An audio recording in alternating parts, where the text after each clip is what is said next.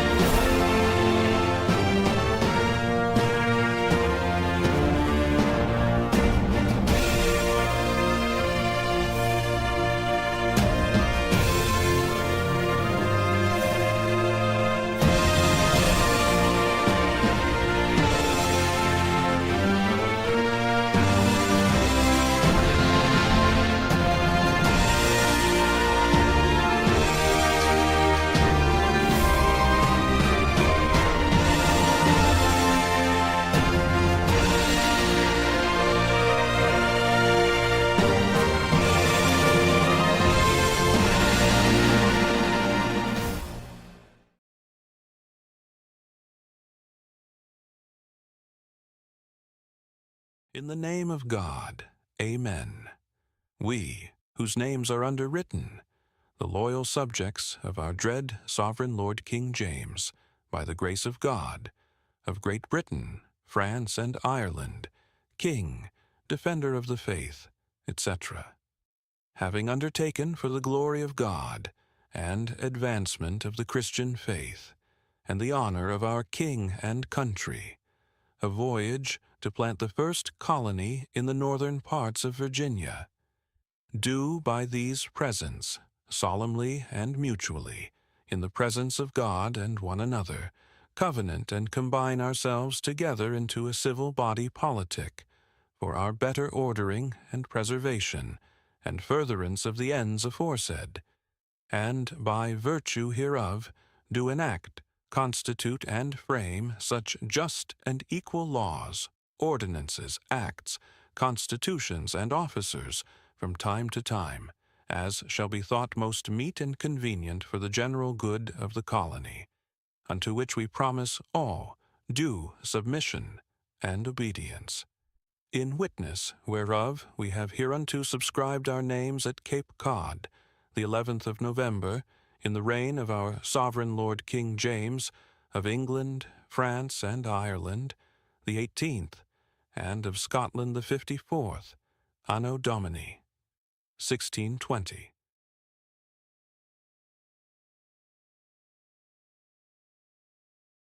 The Lord is my rock, my fortress, and my deliverer. My God is my rock, in whom I take refuge, my shield and the horn of my salvation, my stronghold. I called to the Lord who is worthy of praise, and I have been saved from my enemies. The cords of death entangled me, the torrents of destruction overwhelmed me, the cords of the grave coiled around me, the snares of death confronted me. In my distress I called to the Lord. I cried to my God for help. From his temple he heard my voice. My cry came before him into his ears. The earth trembled and quaked, and the foundations of the mountains shook. They trembled because he was angry. Smoke rose from his nostrils. Consuming fire came from his mouth. Burning coals blazed out of it. He parted the heavens and came down.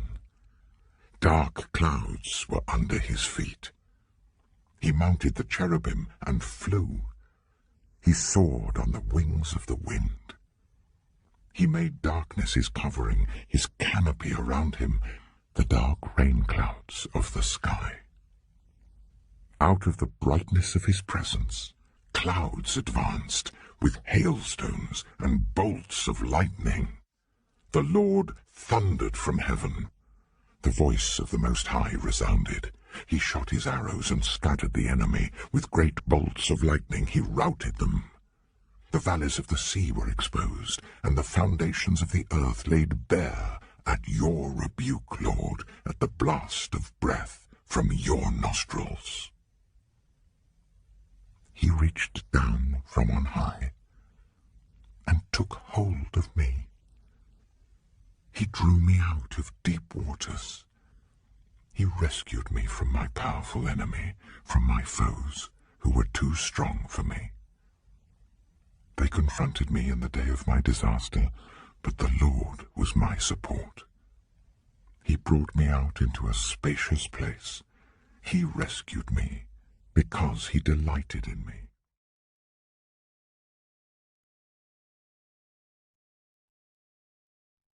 In Congress, July 4, 1776, the unanimous declaration of the 13 United States of America.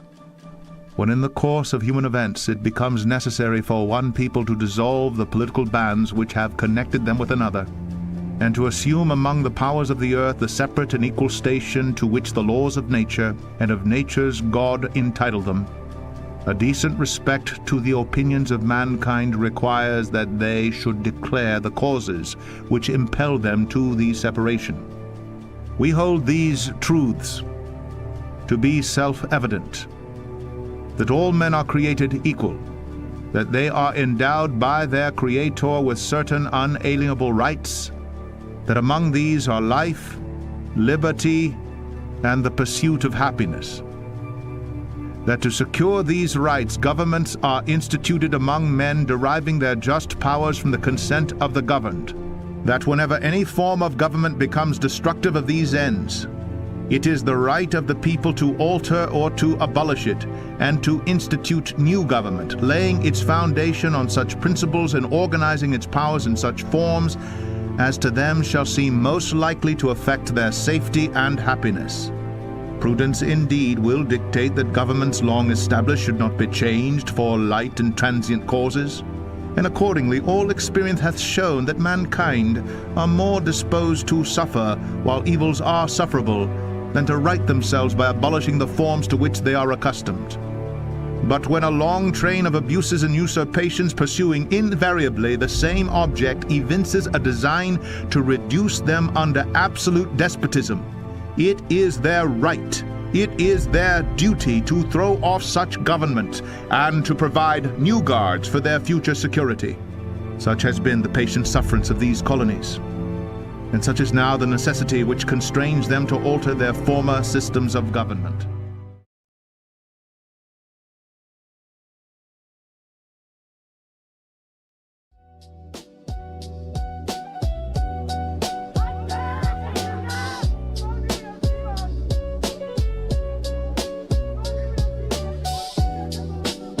I'm not trying to impress you. I'm just trying to impress upon you. I'm like you. I'm no better than you. You know, I'm a 960 SAT guy.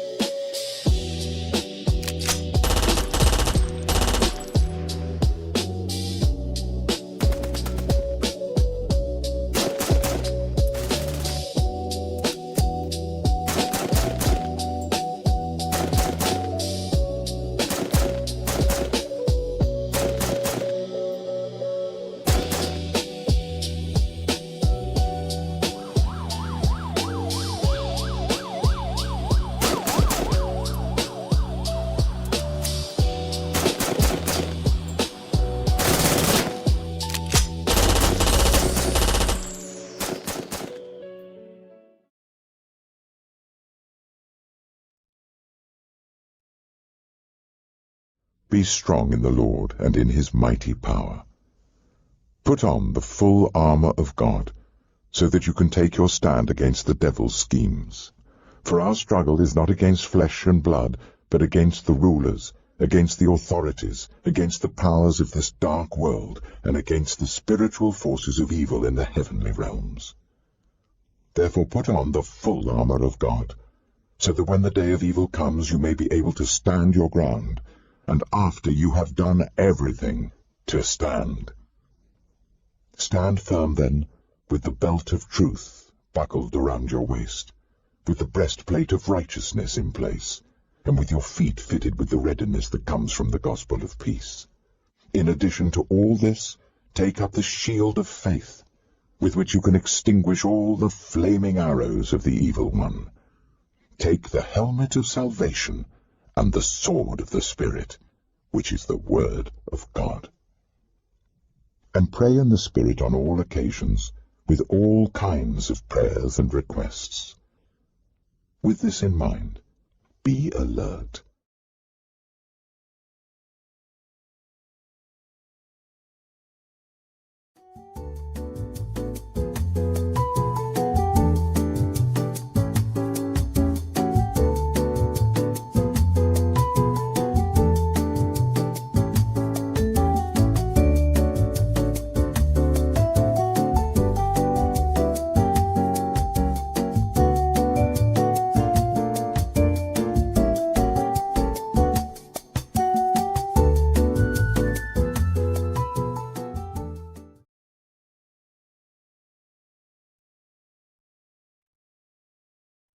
Samson went down to Timnah together with his father and mother.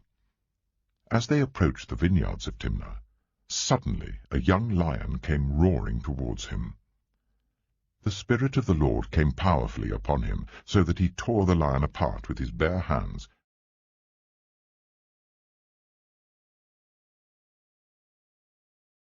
I've served this country for 14 years in the Congress, and before that in the service.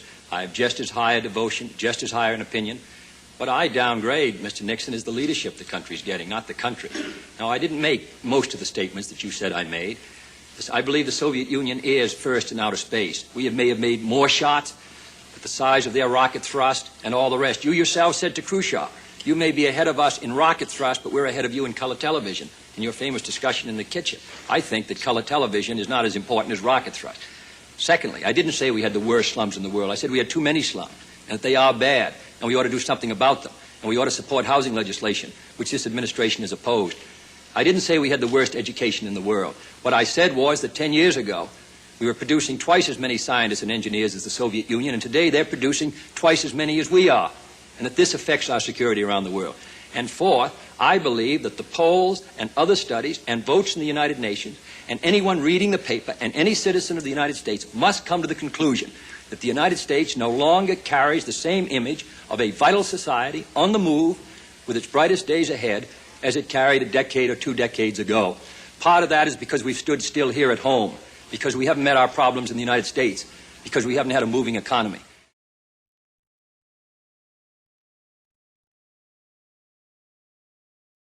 If we look to the answer as to why for so many years we achieved so much, prospered as no other people on earth, it was because here in this land we unleashed the energy and individual genius of man to a greater extent than has ever been done before. Freedom and the dignity of the individual have been more available and assured here than in any other place on earth. The price for this freedom at times has been high, but we have never been unwilling to pay that price. Those who say that we're in a time when there are no heroes, they just don't know where to look.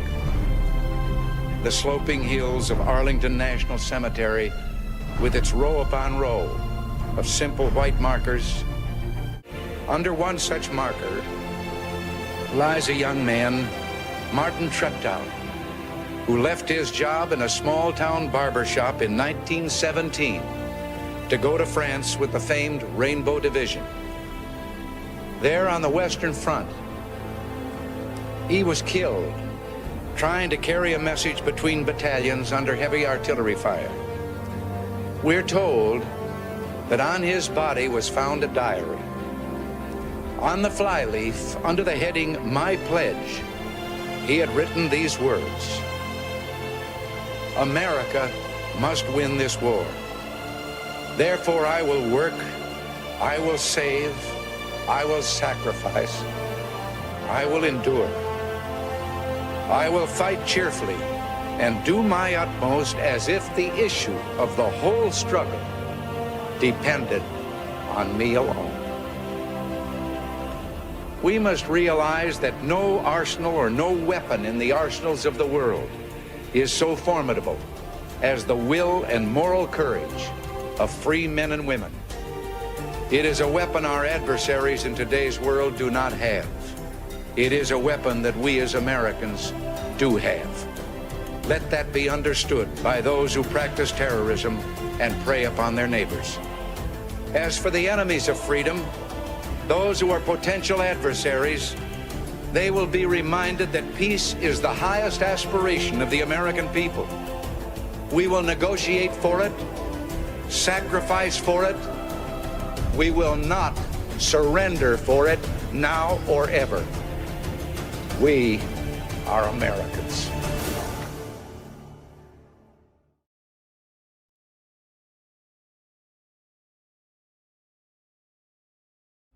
Soldiers, sailors, and airmen of the Allied Expeditionary Force, you are about to embark upon the great crusade toward which we have striven these many months.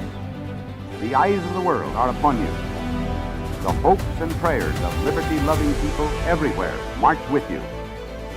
In company with our brave allies and brothers in arms on other fronts, you will bring about the destruction of the German war machine, the elimination of Nazi tyranny over the oppressed peoples of Europe, and security for ourselves in a free world. Your task will not be an easy one. Your enemy is well-trained, well-equipped, and battle-hardened. He will fight savagely. But this is the year 1944. Much has happened since the Nazi triumph of 1940-41. The United Nations have inflicted upon the Germans great defeat in open battle, man to man. Our air offensive has seriously reduced their strength in the air and their capacity to wage war on the ground. Our home fronts have given us an overwhelming superiority in weapons and munitions of war, and placed at our disposal great reserves of trained fighting men. The tide has turned. The free men of the world are marching together to victory. I have full confidence in your courage, devotion to duty, and skill in battle. We will accept nothing less than full victory. Good luck, and let us all beseech the blessing of Almighty God upon this great and noble undertaking.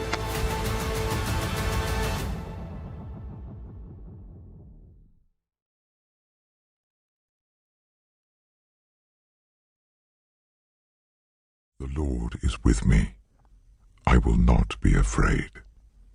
What can mere mortals do to me?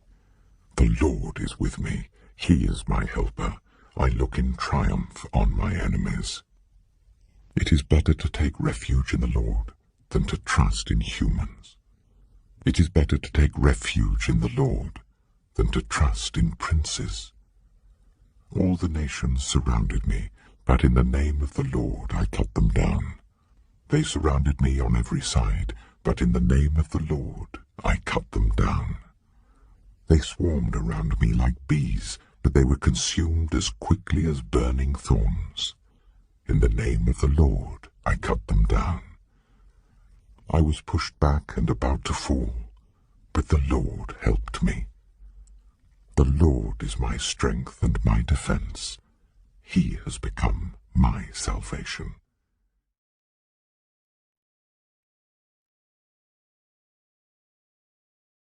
The poorest way to face life is to face it with a sneer. There are many men who feel a kind of twisted pride in cynicism.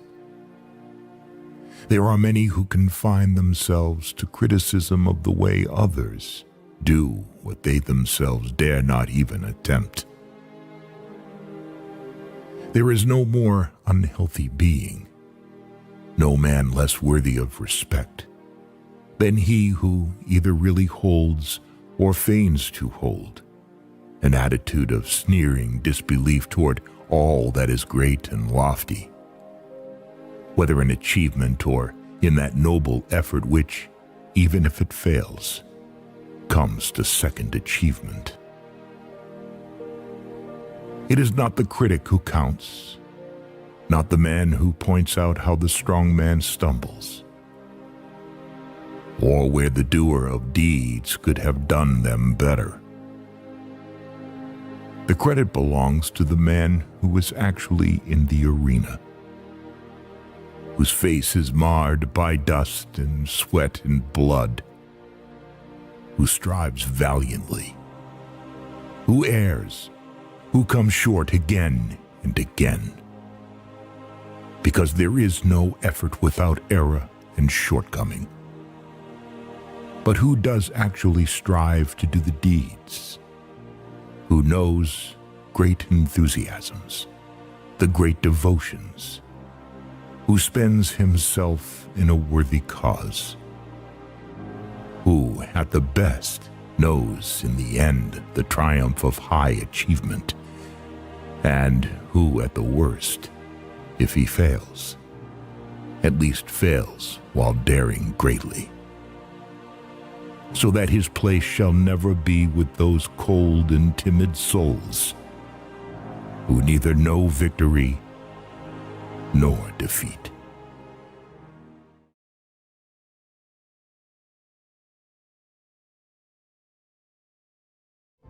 Too many of us think it is impossible. Too many think it is unreal. But that is a dangerous, defeatist belief. It leads to the conclusion that war is inevitable, that mankind is doomed, that we are gripped by forces we cannot control.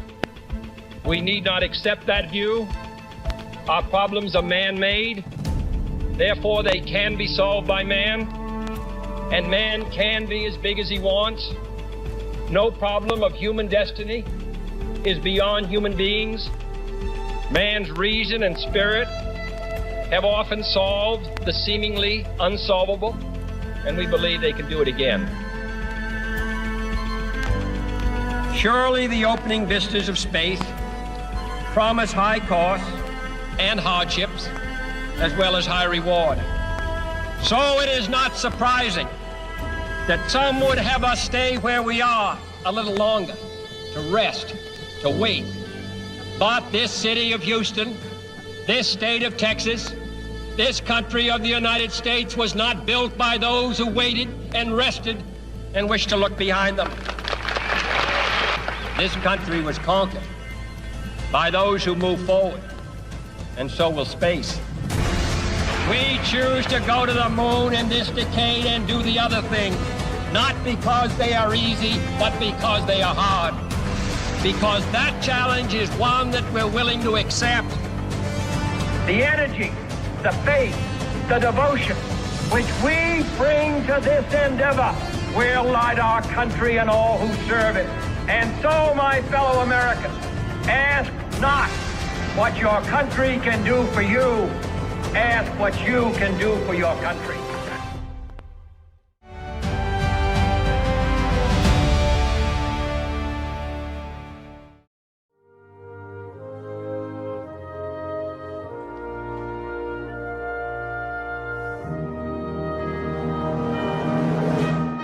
I pledge allegiance to the flag of the United States of America and to the republic for which it stands, one nation, under God, indivisible, with liberty and justice for all.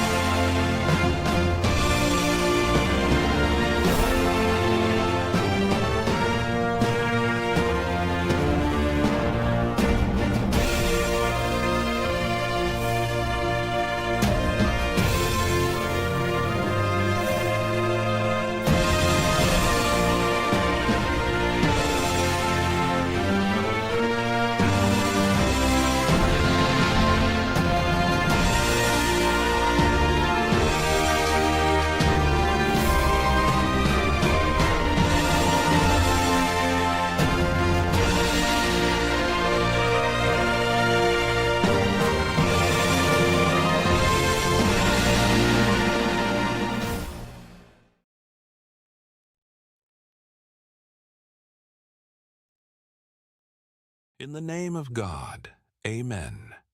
We, whose names are underwritten, the loyal subjects of our dread sovereign Lord King James, by the grace of God, of Great Britain, France, and Ireland, King, Defender of the Faith, etc., having undertaken for the glory of God and advancement of the Christian faith, and the honor of our King and country, a voyage to plant the first colony in the northern parts of Virginia, do by these presents, solemnly and mutually, in the presence of God and one another, covenant and combine ourselves together into a civil body politic, for our better ordering and preservation, and furtherance of the ends aforesaid, and by virtue hereof do enact, constitute, and frame such just and equal laws, ordinances, acts, constitutions, and officers, from time to time,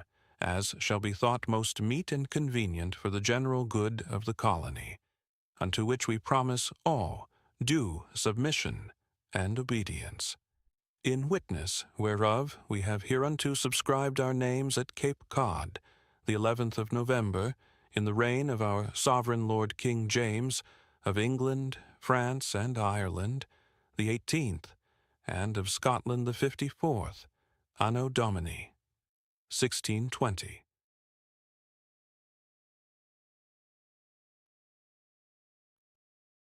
The Lord is my rock, my fortress, and my deliverer. My God is my rock, in whom I take refuge, my shield and the horn of my salvation, my stronghold. I called to the Lord who is worthy of praise, and I have been saved from my enemies. The cords of death entangled me, the torrents of destruction overwhelmed me, the cords of the grave coiled around me, the snares of death confronted me. In my distress I called to the Lord.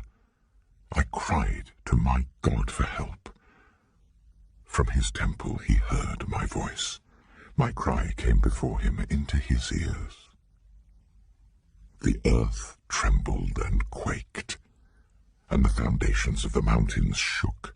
They trembled because he was angry. Smoke rose from his nostrils. Consuming fire came from his mouth. Burning coals blazed out of it. He parted the heavens and came down.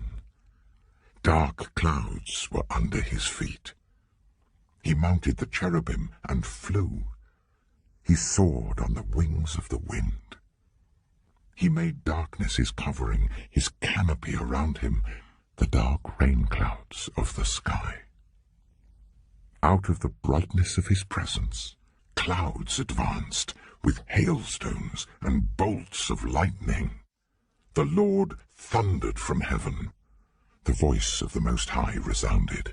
He shot his arrows and scattered the enemy. With great bolts of lightning he routed them. The valleys of the sea were exposed, and the foundations of the earth laid bare at your rebuke, Lord, at the blast of breath from your nostrils. He reached down from on high and took hold of me. He drew me out of deep waters. He rescued me from my powerful enemy, from my foes who were too strong for me.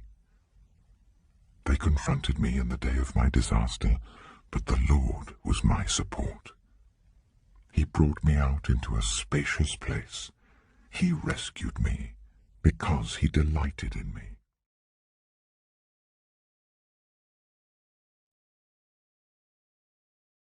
In Congress, July 4, 1776, the unanimous declaration of the 13 United States of America.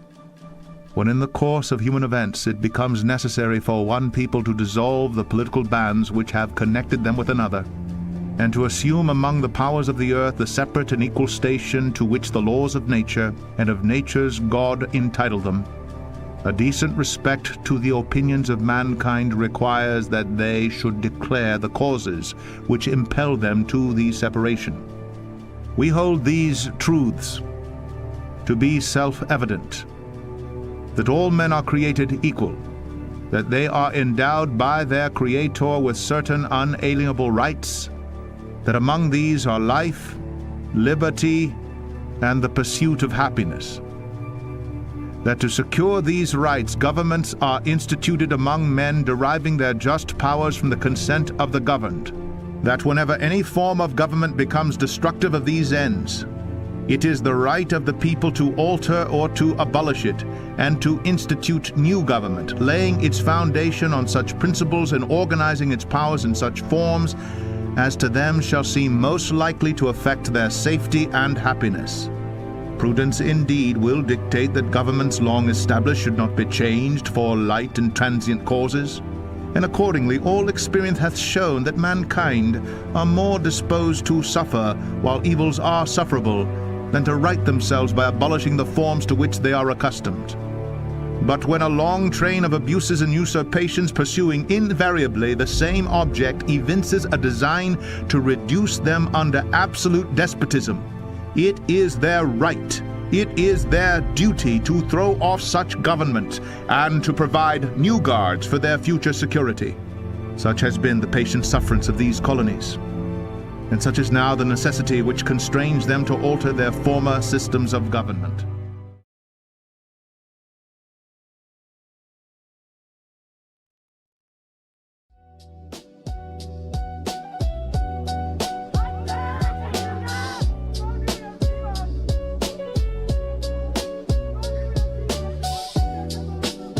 I'm not trying to impress you. I'm just trying to impress upon you. I'm like you.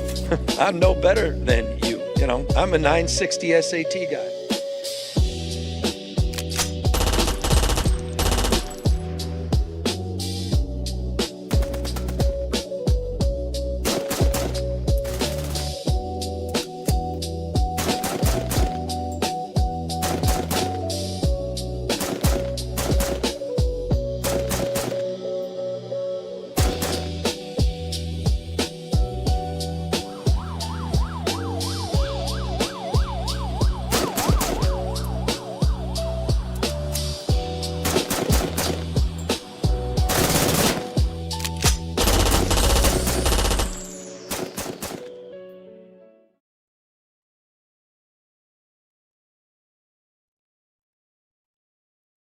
Be strong in the Lord and in his mighty power. Put on the full armor of God, so that you can take your stand against the devil's schemes. For our struggle is not against flesh and blood, but against the rulers, against the authorities, against the powers of this dark world, and against the spiritual forces of evil in the heavenly realms. Therefore put on the full armor of God, so that when the day of evil comes you may be able to stand your ground, and after you have done everything, to stand. Stand firm then, with the belt of truth buckled around your waist, with the breastplate of righteousness in place, and with your feet fitted with the readiness that comes from the gospel of peace. In addition to all this, take up the shield of faith, with which you can extinguish all the flaming arrows of the evil one. Take the helmet of salvation, and the sword of the Spirit, which is the word of God. And pray in the Spirit on all occasions, with all kinds of prayers and requests. With this in mind, be alert.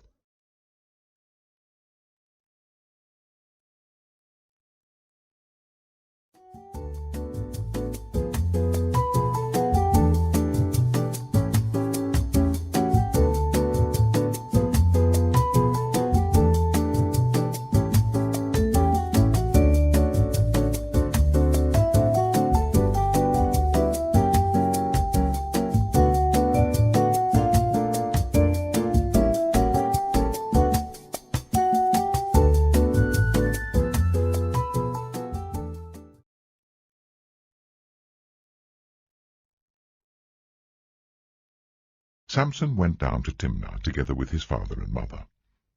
As they approached the vineyards of Timnah, suddenly a young lion came roaring towards him. The Spirit of the Lord came powerfully upon him, so that he tore the lion apart with his bare hands,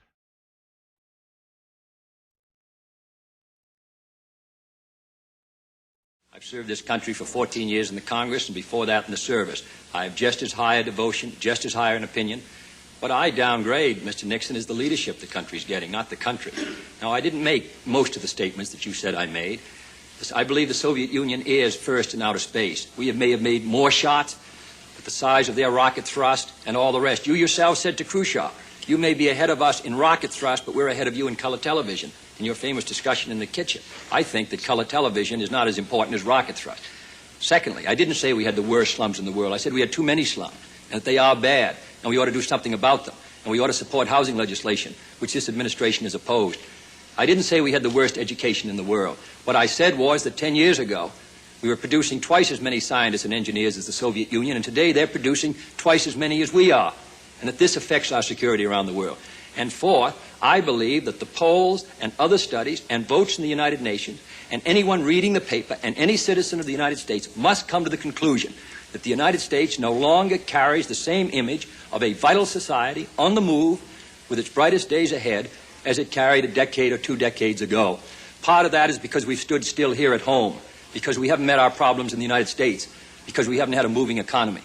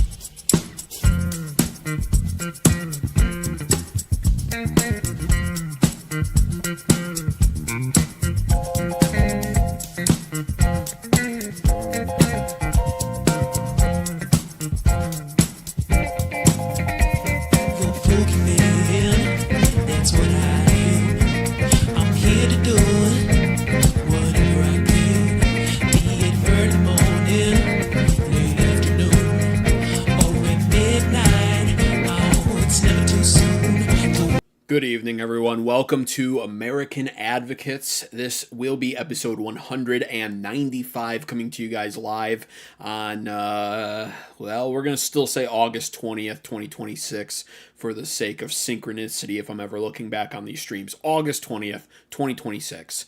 Technically August 21st because I'm a little late. But I had a lot going on during the pre-show there and even before then because there's so much that I want to talk about tonight. As you all know, last night I did sort of briefly mention the Lindsay Clancy case, the Lindsay Clancy trial going on. And I wanted to talk about it last night, but there was just a lot to talk about last night because 2 nights ago I didn't go live and James Fishback lost in the GOP primaries of Florida and Turkey and Israel were making major moves and there was a lot of geopolitical developments going on. So those 2 topics kind of took up so much time that by the time I got to where I wanted to discuss Lindsay Clancy and the entirety of what's going on centered around that trial and really more so what's happening outside of the trial with the American public, I was starving, it was late, I was getting tired, and I said, you know what, we'll talk about it tomorrow. Thinking, of course, at that time last night, well, I've already seen the worst of it, public-wise. It can't get any worse anyway, and I'll save it for tomorrow. And then I woke up this morning, and I went on social media, and my God, it's getting worse. It's getting worse with these people, with these women. They are out of control. The conspiracy theories, the rabid support, the cult-like following now, and cultish support of Lindsay Clancy, who, by the way, they're closing in on raising $1 million for in aid. Of course, justifying it by saying it's going to her parents, who have done nothing but unwaveringly support their daughter who murdered their grandchildren. The conspiracy theories blaming the husband, the conspiracy theories, blaming everything else, the attacks on the husband for not being supportive enough, the women posting their TikToks, holding their newborn saying, "Me too, Lindsay, me too, I feel like murdering my child too." The women showing up outside the courtroom to greet her and give her a hero's welcome and applaud her, writing on their shirts, "I stand in peace for Lindsay." It is out of control. It is out of control, and it really does just expose the fact that here in America, we are now in the death thralls of fourth wave postmodern feminism. And that's what I'm going to get into for the main story tonight. There is other developments going on geopolitically, and I know some people tune in just for my geopolitical takes, and that's what I'm going to talk about first, because there is another major development taking place with Iran and Trump, not so much in the Middle East, war-wise or, kinetically speaking, but now economically. Before we get into the Lindsay case, we've got to talk about this, because today, President Donald Trump put his plan in action to wage an economic warfare against Iran, to hit them back. Them closing the Strait of Hormuz and keeping it closed is their economic warfare against us, truthfully, and against them as it is.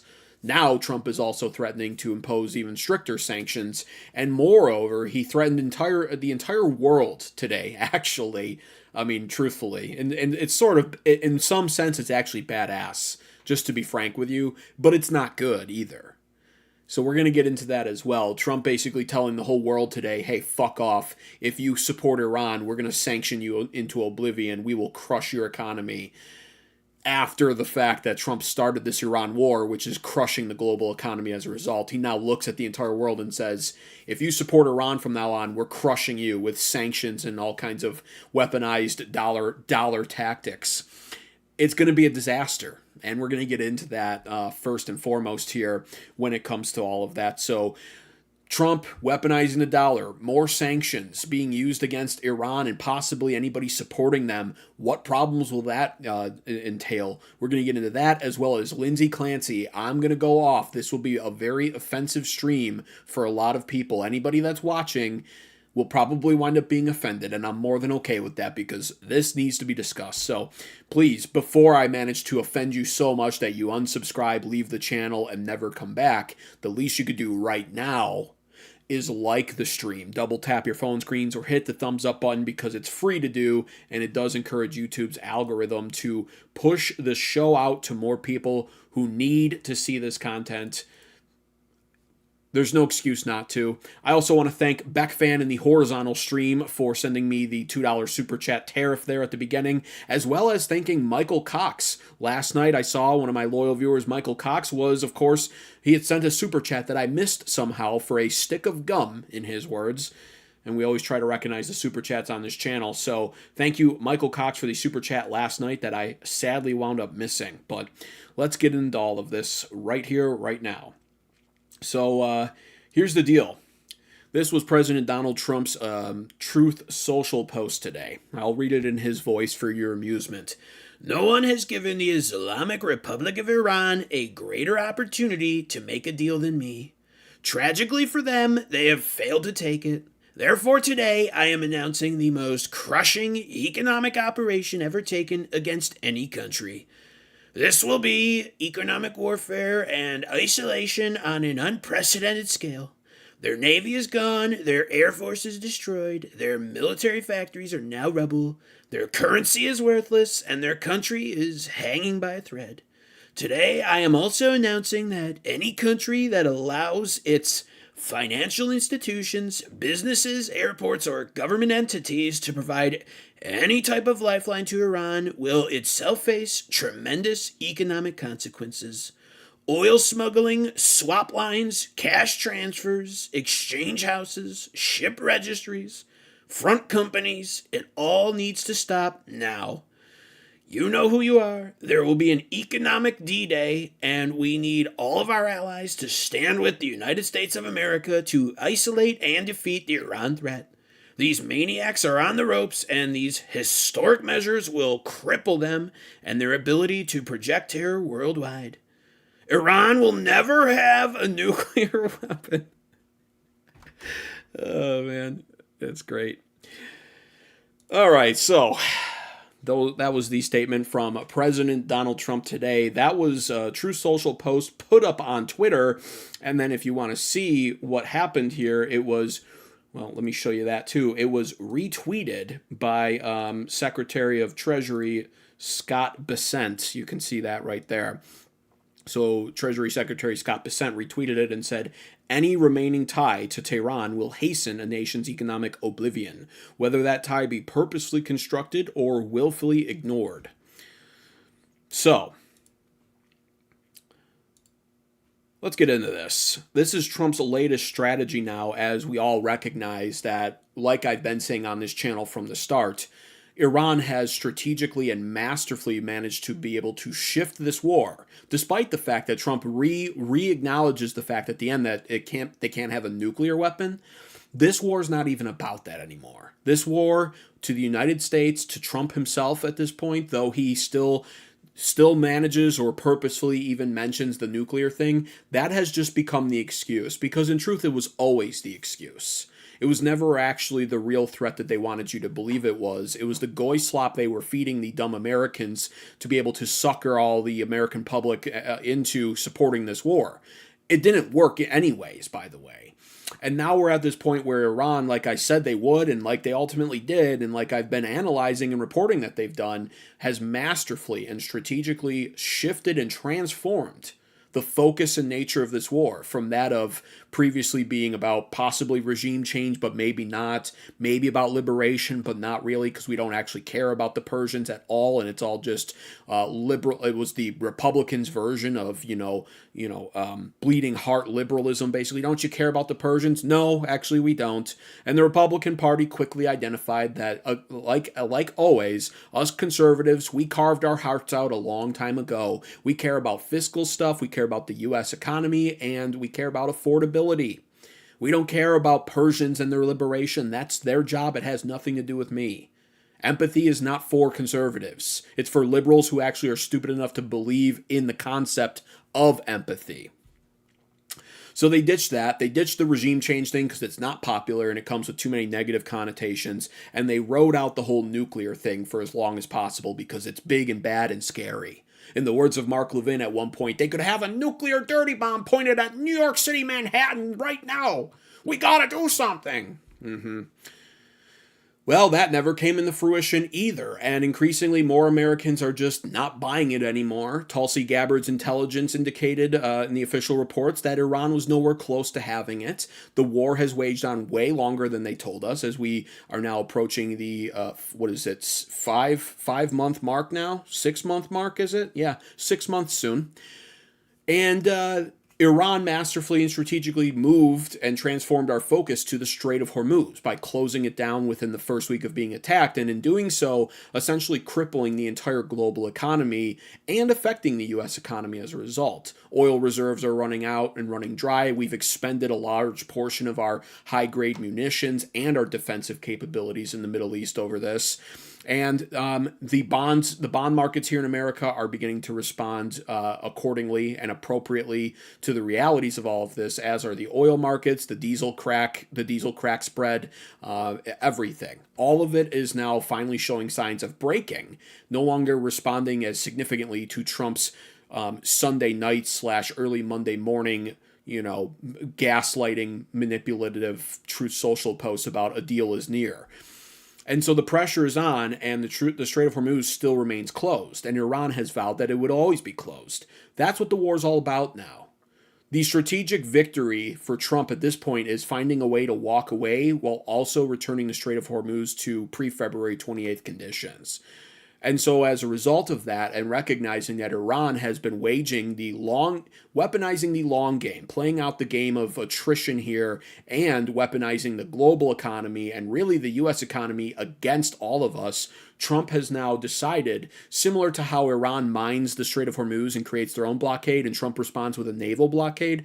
Well, now we're watching this point be played out with President Donald Trump, where he's finally responding to the latest developments, or what really has been always the strategy of Iran, that being, again, weaponizing the global economy against us by attempting to further buckle down on their economy. But there's a lot of problems with this. Mainly, Iran's resolve, first and foremost. Their ability to resist these efforts, their resolve as a nation, is going to be the first roadblock for President Donald Trump. Moreover, and I'm going to get into this in a second as well, it's not actually just Iran now that's going to be a problem for Trump's new economic D-Day warfare strategy against Iran, because a lot of countries do business with Iran and will be very likely affected by these sanctions, because some countries will not look at this and decide to cut and sever ties with Iran for good reason. And the country I'm most going to focus on for this analysis tonight is, of course, China. As I've mentioned several times on this channel, China is one of Iran, if not Iran's largest customer when it comes to oil.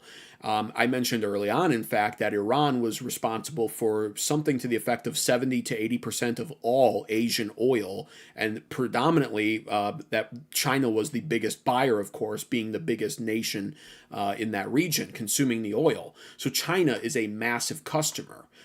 Trump is now essentially threatening in this kind of a post that if China continues to be a consumer of Iranian oil and a buyer of it, then I guess we're going to sanction China.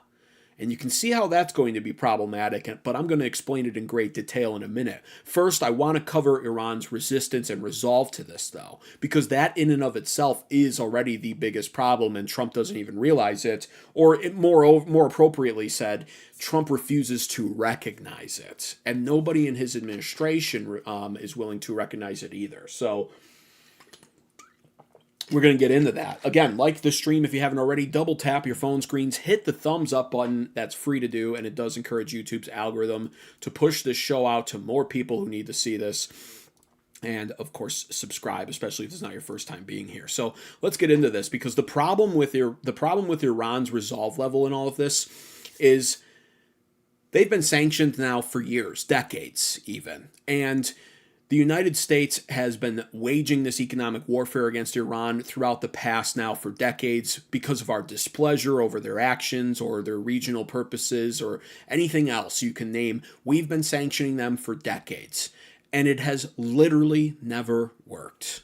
Iran refuses to change, they refuse to yield, and in many ways, actually, as a result of this, the Iranian people, over years of hardships that have been imposed on them as a result of the U.S. sanctions being used against them, they've in many ways learned to just simply adapt to this. Their economy has been shit for years as a result of this, and they still not only exist, but in many ways we actually see them thrive, at least militarily speaking. So it doesn't work. The sanctions have yet to work thus far. And the ways that we've seen them adapt, first of all, their resolve is hardened as a people. It's not to say that the people won't get fed up at some point in time and perhaps revolt against the government. That's a possibility, and I'll get to that in a second as well. But what is really important to note when it comes to Iran is they have managed to adapt and really find workarounds to the U.S. sanctions. They've created entire black markets and even naval vessels that are more unmarked or stealthy to skirt around U.S. sanctions and make a full profit anyway. President Donald Trump even says, he even sort of acknowledges this in his Truth Social posts in a way that people who aren't really studied up on this might not recognize. But he calls this out. He says oil smuggling, swap lines, cash transfers, exchange houses, ship registries, front companies.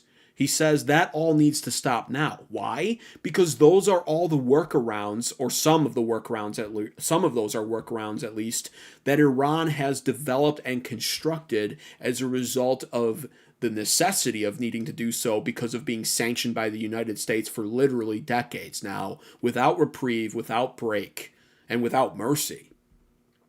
So they're adapted in this way, not just the resolve of the people or of the country in just bearing and grinning it, but also they're adapted in problem solving and working around the U.S. sanctions. And that's why it's so important to understand that these sanctions not only don't work, but most importantly, even from a logical standpoint here, if they haven't worked for decades and they haven't changed the resolve of the Iranian people, then what makes President Donald Trump now think that this will force them to open the Strait of Hormuz? They will not open that strait. These sanctions will not and cannot force them to open the Strait of Hormuz, which is, again, at this point in time, Trump's literal current biggest issue in the Middle East. He can't open the Strait of Hormuz by any means, Trump. There's no actual method he can take that is feasible to reopen it. He wants to try to insist that it's open now, but every time he does and an oil tanker tries to slip through, Iran bombs it and blows it up at this point. We have seen dozens now of oil tankers over the last 2.5 months try to follow Trump's advice and pass through the Strait of Hormuz, bordering the Omani sovereign waters, the 2-mile sovereignty of their waters, of their one sea channel that is not international waterways, south of Lyric Island. And not every time. There are ships making it through, but the numbers are in single digits per day, which is just entirely unacceptable for the region from a global economic standpoint. That region was filled with oil tankers passing through the Strait of Hormuz before this war at levels of, on low ends, 80 ships per day, and on high ends, up to 140 plus ships per day were in and out of the Strait of Hormuz before February 28th when we bombed Iran and they closed it. We are now at a point where there are entire days where not a single ship escapes or exits the strait, or enters for that matter. We're at a point where most days we're looking at anywhere between 1 to 7 total ships entering or exiting the Strait of Hormuz. It's an abysmal number. And every time Trump tries to encourage more of them to bypass the IRGC's plans of passing through their designated channel between Lyric Island and Keshem Island in order so that these ships can be charged a toll, a fee, they're calling it, because tolls are internationally illegal, but fees are not. A fee, an environmental fee, essentially. Every time Trump encourages these ships to not take that route and bypass them, the IRGC lives up to their threats and blows up the ships, or at least tries to. But they've been more than successful enough for their threats to carry weight, and it's becoming a massive problem. Trump can't send in the military. That's political poison. It's not savory to the American people. It would require boots on the ground. We've already expended a lot of our high-grade munitions, and our defensive capabilities are running so low that the U.S. armed forces in the Middle East have openly reported now that they just openly can't defend against every strike from Iran anymore, and have been resorting to selectively deciding what targets are acceptable susceptible to be hit and lost to Iranian ballistic missiles, and which ones need to be defended by our Patriot interceptor missiles.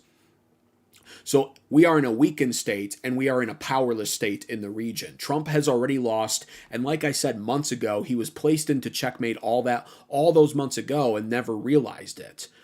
Now he's desperately looking just for a way to get out. He has already tried to negotiate with Iran to get them to reopen the Strait of Hormuz. They refuse. They said since week 1 of March, when they closed it, that they would never reopen it again for free, and that the Americans must leave the Persian Gulf region.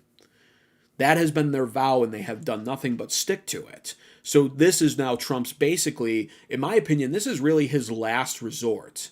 Like I mentioned and covered on prior episodes, I believe the Trump administration quietly has been making preparations on, possibly at least, of course, going nuclear and launching a nuclear warhead on Iran, perhaps on Pickaxe Mountain. But when it comes to achieving actual victory, the nuke wouldn't work either. And in many ways, it would turn the United States into a global pariah alongside our best buddies, Israel. And moreover, it would garner even more support for Iran rather than less, because they would now be the victims of a nuclear atrocity. And again, if Iran was left standing in any way, militarily speaking, which they would be, the strait still wouldn't reopen after a nuke was dropped on them either. So Trump is now looking to economic warfare with the sanctions. And like I just said, they already have their bypasses for these sanctions, the black markets and the stealth ships and the cash payments and the storage houses and everything else you can name, the ghost companies. This is nothing new to the Iranian people, who have built up a resolve over the years of living in a government of a country that has been sanctioned for decades and refusing to yield. Moreover, again, because of this war, there's currently the rally around the flag effect that I've expressed on this channel when it comes to Iran. They are not, at this point in time at least, eager to rise up in a rebellious-like form and start a civil war to take power away from the current Iranian regime. They're more angry at the United States than they are at their own government, which for some reason here in America is very hard to fathom if you're a MAGA cultist chud, like so many of you low-IQ swine in chat are. Most people can't actually fathom that, despite the fact that we all lived through 9/11 and we literally saw the same rally around the flag effect on September 12th, 2001. That's what's happening in Iran. So right now, their priorities aren't even focused on regime change from the ground up, from a authentic, rebellion rising up. So this is not going to work, is really the whole point in all of this, because again, the whole war now is about the Strait of Hormuz reopening so that Trump doesn't look like an absolute idiot loser fool, which is of course what he is for starting this war.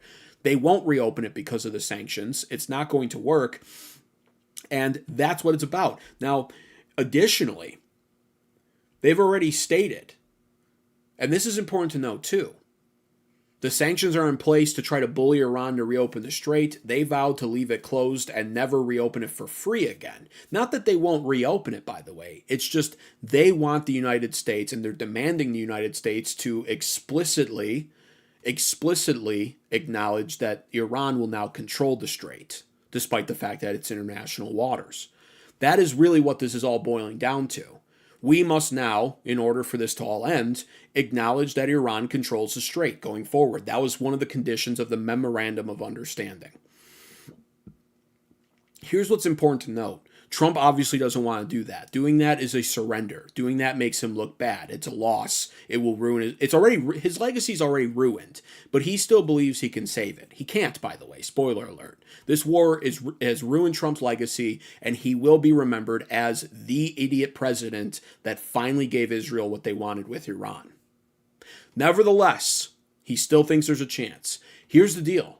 Iran has already put out public statements regarding the Strait of Hormuz, saying that they're not even really all that interested in negotiating with the U.S. anymore. They believe us to be deceptive and too easily influenced by Israel, the snakes, the little Satan. They believe that we are too easily influenced, deceptive, and that Trump really is just a servant of Israel. Moreover, Trump also is just a dishonest person, according to them, and they don't even really want to negotiate with us. They've cut off all backwater channels. They have already acknowledged that they believe that the prior mediators throughout all of this were working for Trump or for Israel or both. They don't want to go through those channels, which are how they normally go, through a sneakier method of negotiating and even possibly compromising. They've cut that off. And then additionally, they've said we're not talking directly with Washington or Trump anymore, and we really don't plan on doing that anymore either. They've already put out that their terms now will be nothing short of Trump resubmitting to the Memorandum of Understanding that he's technically already signed twice. And in that MOU, obviously, what he signed and agreed to, the terms, no more war in Lebanon by Israel, no more war in Gaza by Israel, no more war in the Middle East, period. The Americans must withdraw forces from the Persian Gulf, and Iran controls the Strait of Hormuz and leaves it free for all for the first 60 days so all stranded ships can leave freely. But going forward after 60 days, Iran will charge their fee, which they've already discussed and determined will likely be anywhere between 5 to 7% of total cargo value on each vessel. This is their terms, and they have already explicitly stated beyond that if these terms are not agreed to, they will be going on the offensive against the United States and launching infinitely more ballistic missiles and drone attacks on U.S. forces, on all U.S. allied forces, like some of the Persian Gulf states, and on Israel. And they've given Trump a 4-week deadline to re-acknowledge the MOU or face warfare. Iran is now going on the aggressive, looking for the killing blow against the United States military-industrial complex and war machine. This is their demand. And then moreover, beyond that, why these sanctions won't work is because they've put the 4-week deadline on before they go on the offensive. Their resolve is already hardened, like I've explained, due to decades of already being sanctioned. They're religious zealots about all of this. Their vows they intend on keeping. They have vowed to never reopen the strait for free. And they've also vowed that they'll just keep the Strait of Hormuz closed entirely until the year 2029 when a new president is in office, if needed. This should tell you everything you need to know about Iran. Because the Strait of Hormuz being closed does hurt Iran as it is also. Karg Island is incredibly important to Iran when it comes to oil exports, and oil exports themselves are incredibly important to Iran's entire economy, as it makes up, I believe, anywhere between 30 or 40% of their total GDP, if not more, actually. So they're hurt by this. And this is something I've always said and acknowledged on this channel. It's not like Iran is the one that's doing super well. They're just strategically making all of the better moves against the United States, and they're dominating President Donald Trump strategically and militarily for that matter. We have seen how ineffective the United States has become when it comes to the latest evolvement of modern warfare. Our military truly seems to have peaked in the 1990s, and for as powerful as our Navy is, it really is a Navy that is cut in half when it comes to its capabilities in the Middle East region. Bye-bye, Shabbat Shalom. We don't tolerate spam in this chat. You can free speech all you want, say whatever you want, but no spam. So that is one of the biggest issues. And modern warfare, we're behind on everything else. Iran's now threatening to go on the offensive. And in addition to all of that, the fact that they said they're willing to keep the Strait of Hormuz closed until 2029 also tells you where their mindset is at when it comes to their economic suffering. Because make no mistake about it, we're crippling their economy right now. The real moral of the story is they don't give a fuck. They do not care. They will, because of a combination of their religion and their resolve and their experience through decades of sanctions, they will suffer and they plan to endure. I also have covered this in the past because this is important to recognize. Not only is it all of that playing a part here too, but in addition to that, I reported on this a while back, they've already instated their newest round of Iranian political leadership and generals, etc., who are rigid hardliners. And the reason why they did this was not just for negotiating purposes against the United States and for military action in the future that they're preparing to do and unleash on us, but additionally, they've instated a lot of these hardliners in preparation for if their economy really hits rock bottom and it does lead to an internal revolution attempt in their country by Iranians/Persians. Of which, if they do that, they will quell it. We already saw the attempt for Persian liberation before the start of this war on February 28th. What did Iran do? They literally turned off parts of their electrical grid, blocked the entire internet for their country, and put to death or just shot in the streets likely 25, 30, 35, or even 40,000 possible Persian revolutionaries in their country, Iranian revolutionaries in their country. They destroyed the rebellion attempt as it is. They've already crushed it. Another future one will result in just the same actions. And this would be the goal of President Donald Trump outright in waging this economic D-Day war now against Iran. The intended result would be a rebellion that rises up that leads to a civil war, inner turmoil, and ultimately a regime change. They've already quelled the first one. They'll just do it again. And the second one will be weaker because Iran already killed likely 40,000 of perhaps the strongest or most willful rebellious rebels in the country. So that's one more reason why it won't work. They're prepared for this constantly and continuously. And then there's Trump's threats over any nation. And that's also what I want to get into as well here. Because not only did President Donald Trump, of course, do this to hurt Iran and threaten Iran in an attempt to bring them back, truthfully, to the negotiating table where we've only ever seen the United States try to make demands of Iran without actually negotiating the way you would with a country that you recognize has leverage. I've explained this on this channel the entire time throughout this war. Iran has much more leverage than what the United States wants to admit. Trump, if you'll remember in the first week, was demanding unconditional surrender. That implies no negotiations, rather just giving terms and expecting them to capitulate. Iran has always believed that they have leverage, and really what we have seen now over the last 5.5 months is Iran displaying and proving that they have had this leverage the entire time.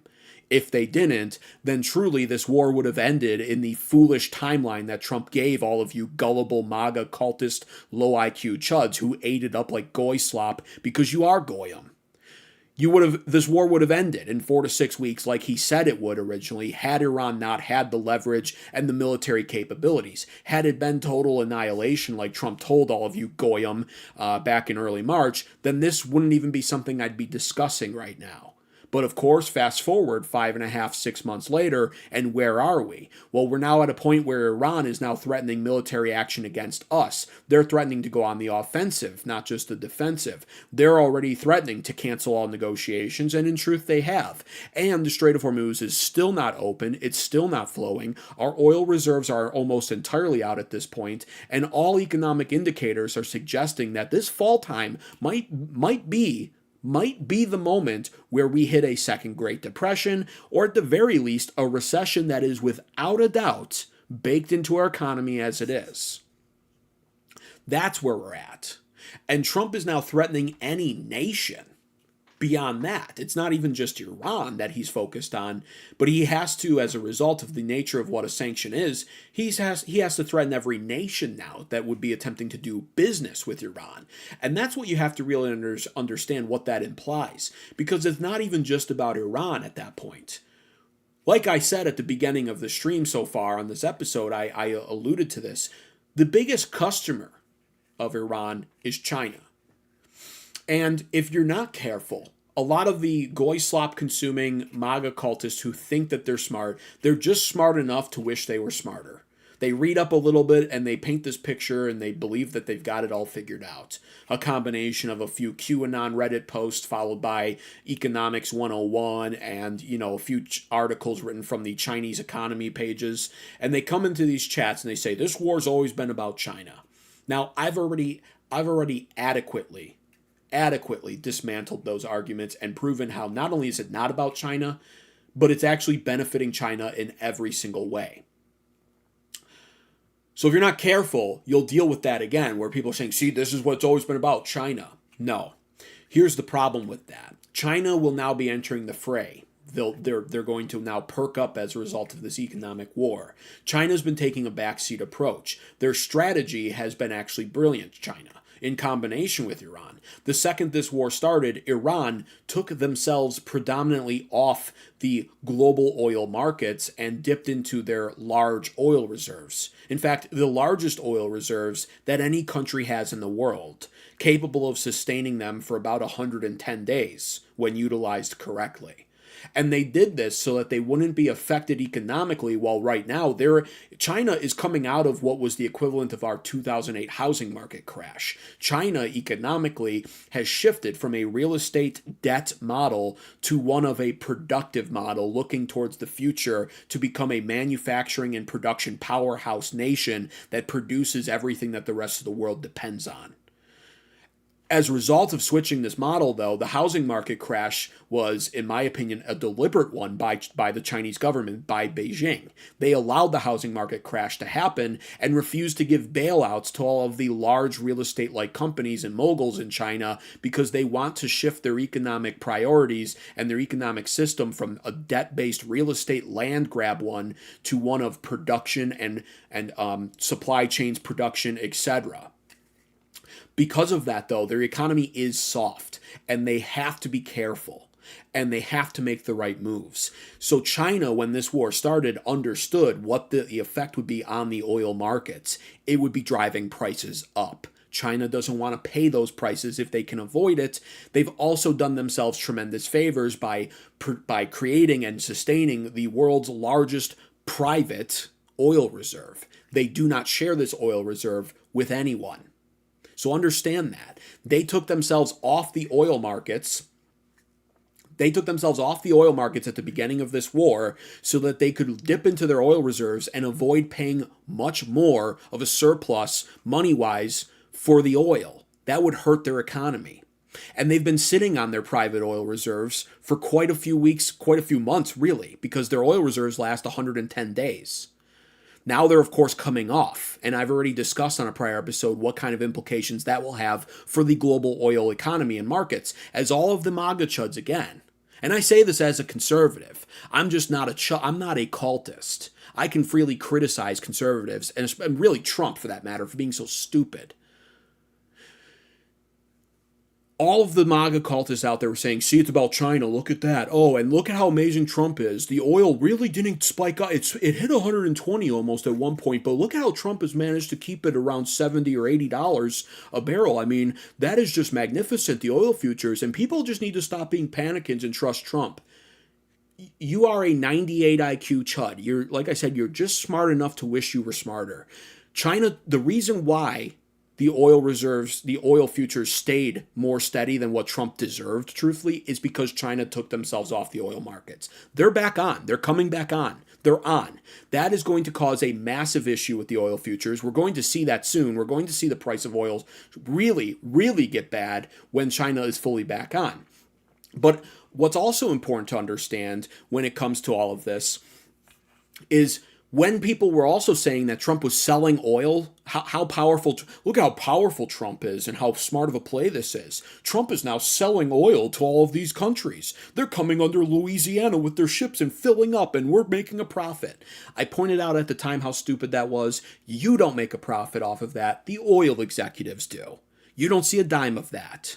That's not how that works, first of all. Second of all, if I remember reading right, the report was that even China bought some of that oil. And why did they do that? Not to help out America, but to also further sustain their oil reserves that they were tapped into and to be able to buy our oil at a much more fair price than what the market would have sold them. That's how much of a five-head strategist the country of China is. They've been making all of the right moves, and the goy slop-consuming MAGA cultists have genuinely believed that all of this was hurting them. It isn't. It wasn't. It isn't. Now these sanctions are possibly risking actual economic pain on China. And so now the MAGA cultists can cue them back in, and they can say, see, it was always about China. Look at that. Look at that. Oh, yeah, here's the problem with that now. They're coming back on the oil markets. They've already tapped into their reserves. And they're not going to let anything stop them from coming back on the oil markets, which will, first of all, like I said, affect the price of oil, affect the oil futures markets, and drive prices up because the demand will now be depleted as a result of China coming back on as a full customer. So for all the people calling us panicans, they're about to be eating a shit sandwich when it comes to the oil markets. Just give it a few weeks. But beyond that,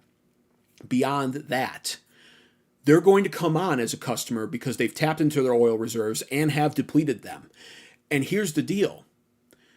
I can't remember the exact number, but they are really dependent on Iran for oil. I can't remember if it's like 60% or 70%, but it is high. And if Trump is going to wage economic warfare against Iran and sanction them and sanction anybody doing business with Iran, then understand that if that's going to hurt China, and if China is desperate to protect their now softened economy as a result of them literally changing economic systems and deliberately allowing for a housing market crash back in 2020 and 2021, they're just coming out of that. They've got to play it safe. They've got to protect their economy from an objective standpoint. Obviously, as an American, I want China's economy to crumble, by the way. So don't take this as China advocacy. This is American advocates. I'm just being real with you, though. You got to be able to put yourself in the enemy's shoes and understand how they're going to play the game. So China is going to instantly seek out what leverage they have over the United States to be able to counter or deter President Donald Trump from weaponizing these sanctions against them specifically. This is the dilemma and the roadblock that President Donald Trump is going to run into by trying to impose these sanctions on Iran. It's not just the fact that Iran, not because I even want to as an American nationalist, I objectively and fairly recognize the resolve of the Iranian people who have that resolve built up over the course of decades of already being sanctioned and living through a shit economy in Iran as a result. Combine that with the religious zealous nature of them. They practice their faith. They believe in their faith. They despise America. They've just been attacked by America. We blew up a school full of children in their country. We've taken out their targets. We've blown up their bridges. We've killed some of their citizens. They want this war. The Iranians right now are united. Doesn't mean in the future they won't try to rise up, perhaps, if things got really bad. But at least right now they want this war, and even if they try to rise up later, like I said, the hardliners are in place, and they'll quell the rebellions. They always do. They turn off the internet, they shoot the rebels in the streets, they make an example out of them, and then it's back to business as usual. But the China aspect is really where this plan is going to fall up short. The Strait of Hormuz won't be reopened because of increased sanction pressure, and China is going to come in and say, well, that doesn't apply to us, does it? That surely you're not talking about us, does it? And what's Trump supposed to say to that? Because China, in truth, has a lot of leverage over us. Actually, too much. Something else I advocate for on this channel. Learning to self-sustain, learning to pull away from China and self-sustain as a nation. They have too much leverage over us, though, and we can't just snap our fingers and change that tomorrow to make Trump's sanction plan against Iran work and allow Trump to sanction China. I'd love nothing more. I would love to be able to hurt China right now. We can't. We literally just can't. Think about what they have over us leverage-wise. First and foremost, I think the most obvious is rare earths, the rare earth minerals. But they also hold the manufacturing advantage over us, most of which, or a lot of which at least, we sold overseas to them in the 80s and definitely in the 90s as well, to make all of our price of living and cost of goods here even cheaper than they already were for the greedy boomers. Critical supply chains we're almost totally dependent on China for. We're just too dependent. Focusing especially, though, on the rare earth minerals, I want to just remind everybody of this. Like I've been reporting on this channel, we have depleted our high-grade munitions. We're running out of high-grade munitions.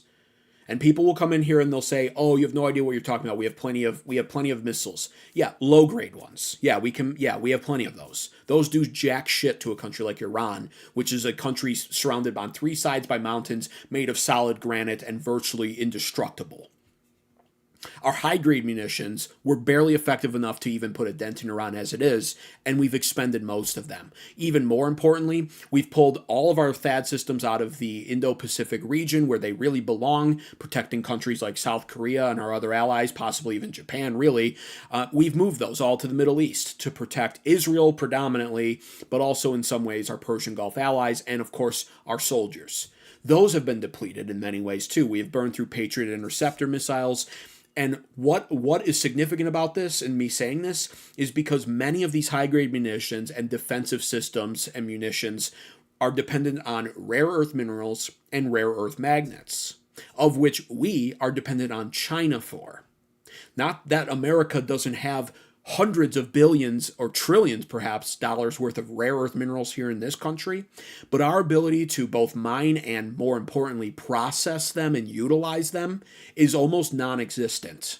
We're so far behind, we are likely 10 years behind on any of that. China has gone all in on that over the past several years. China, as a result of going all in on rare earth minerals and production and shifting their economy from a real estate debt model to a production model, is now responsible for something to the effect of 94% of all the world's rare earth mineral processing.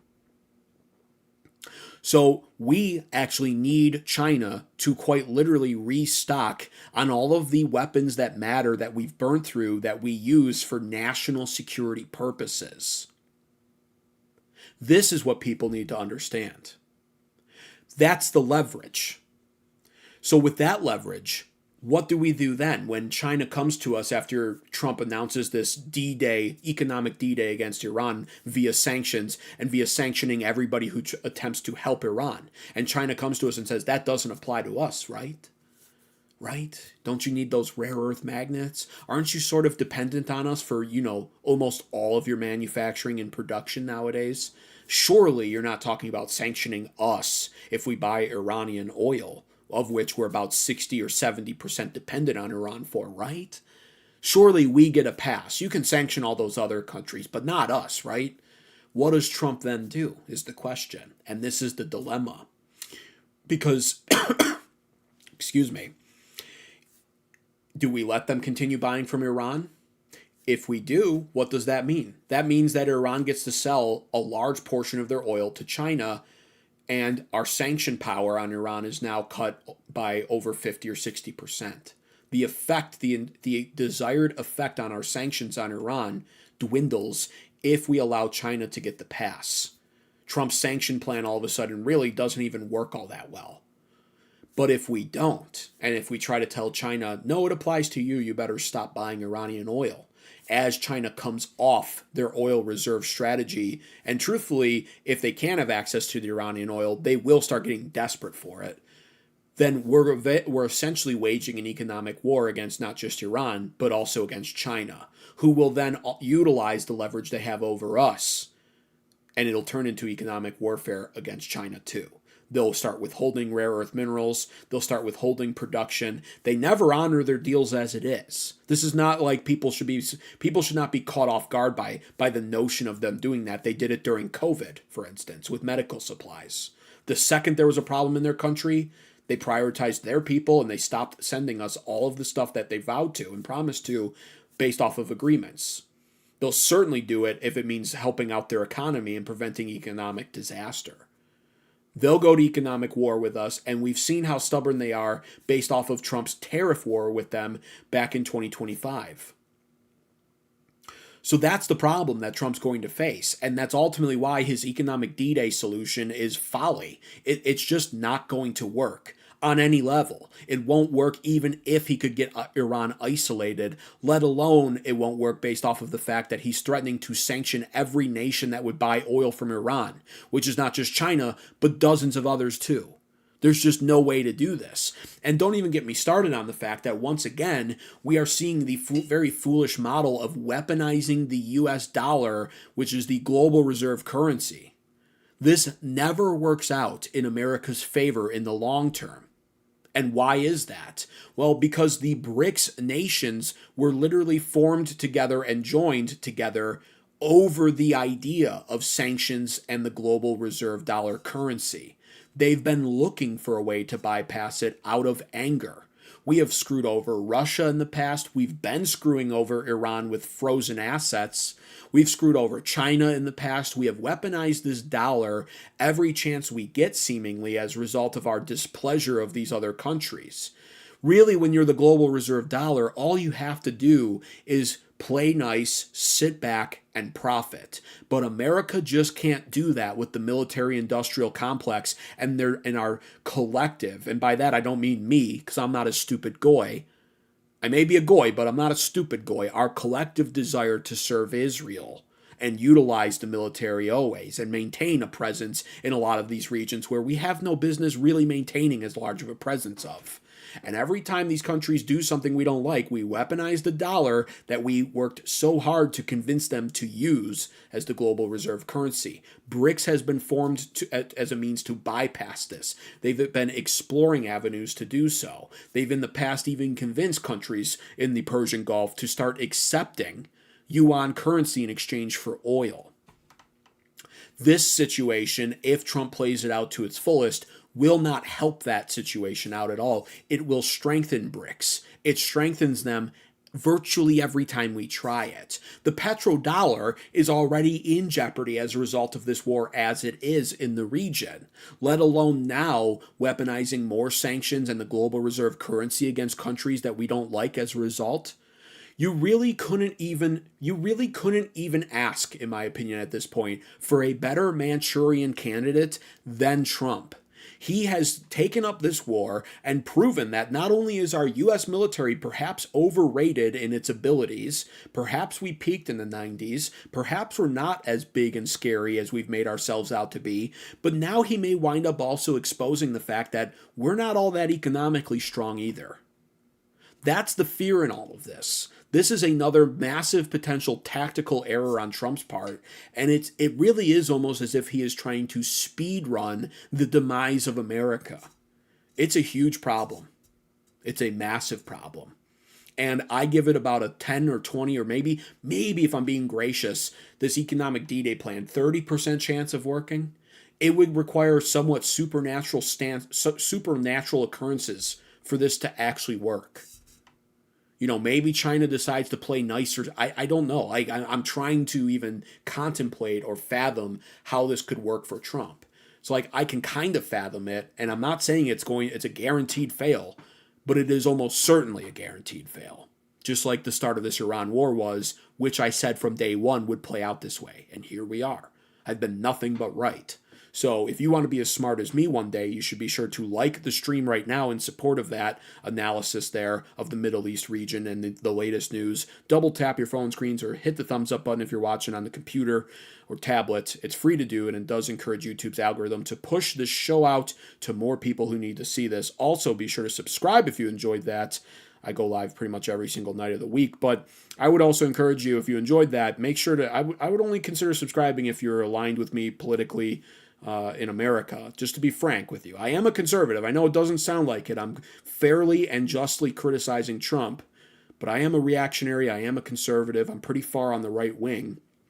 And I think that's going to get exposed in the next segment here when we discuss this Lindsay Clancy trial case. I am pretty right-wing, though, so be aware. I'm just not a MAGA cultist, and it's increasingly more important than ever to just call this out for what it is.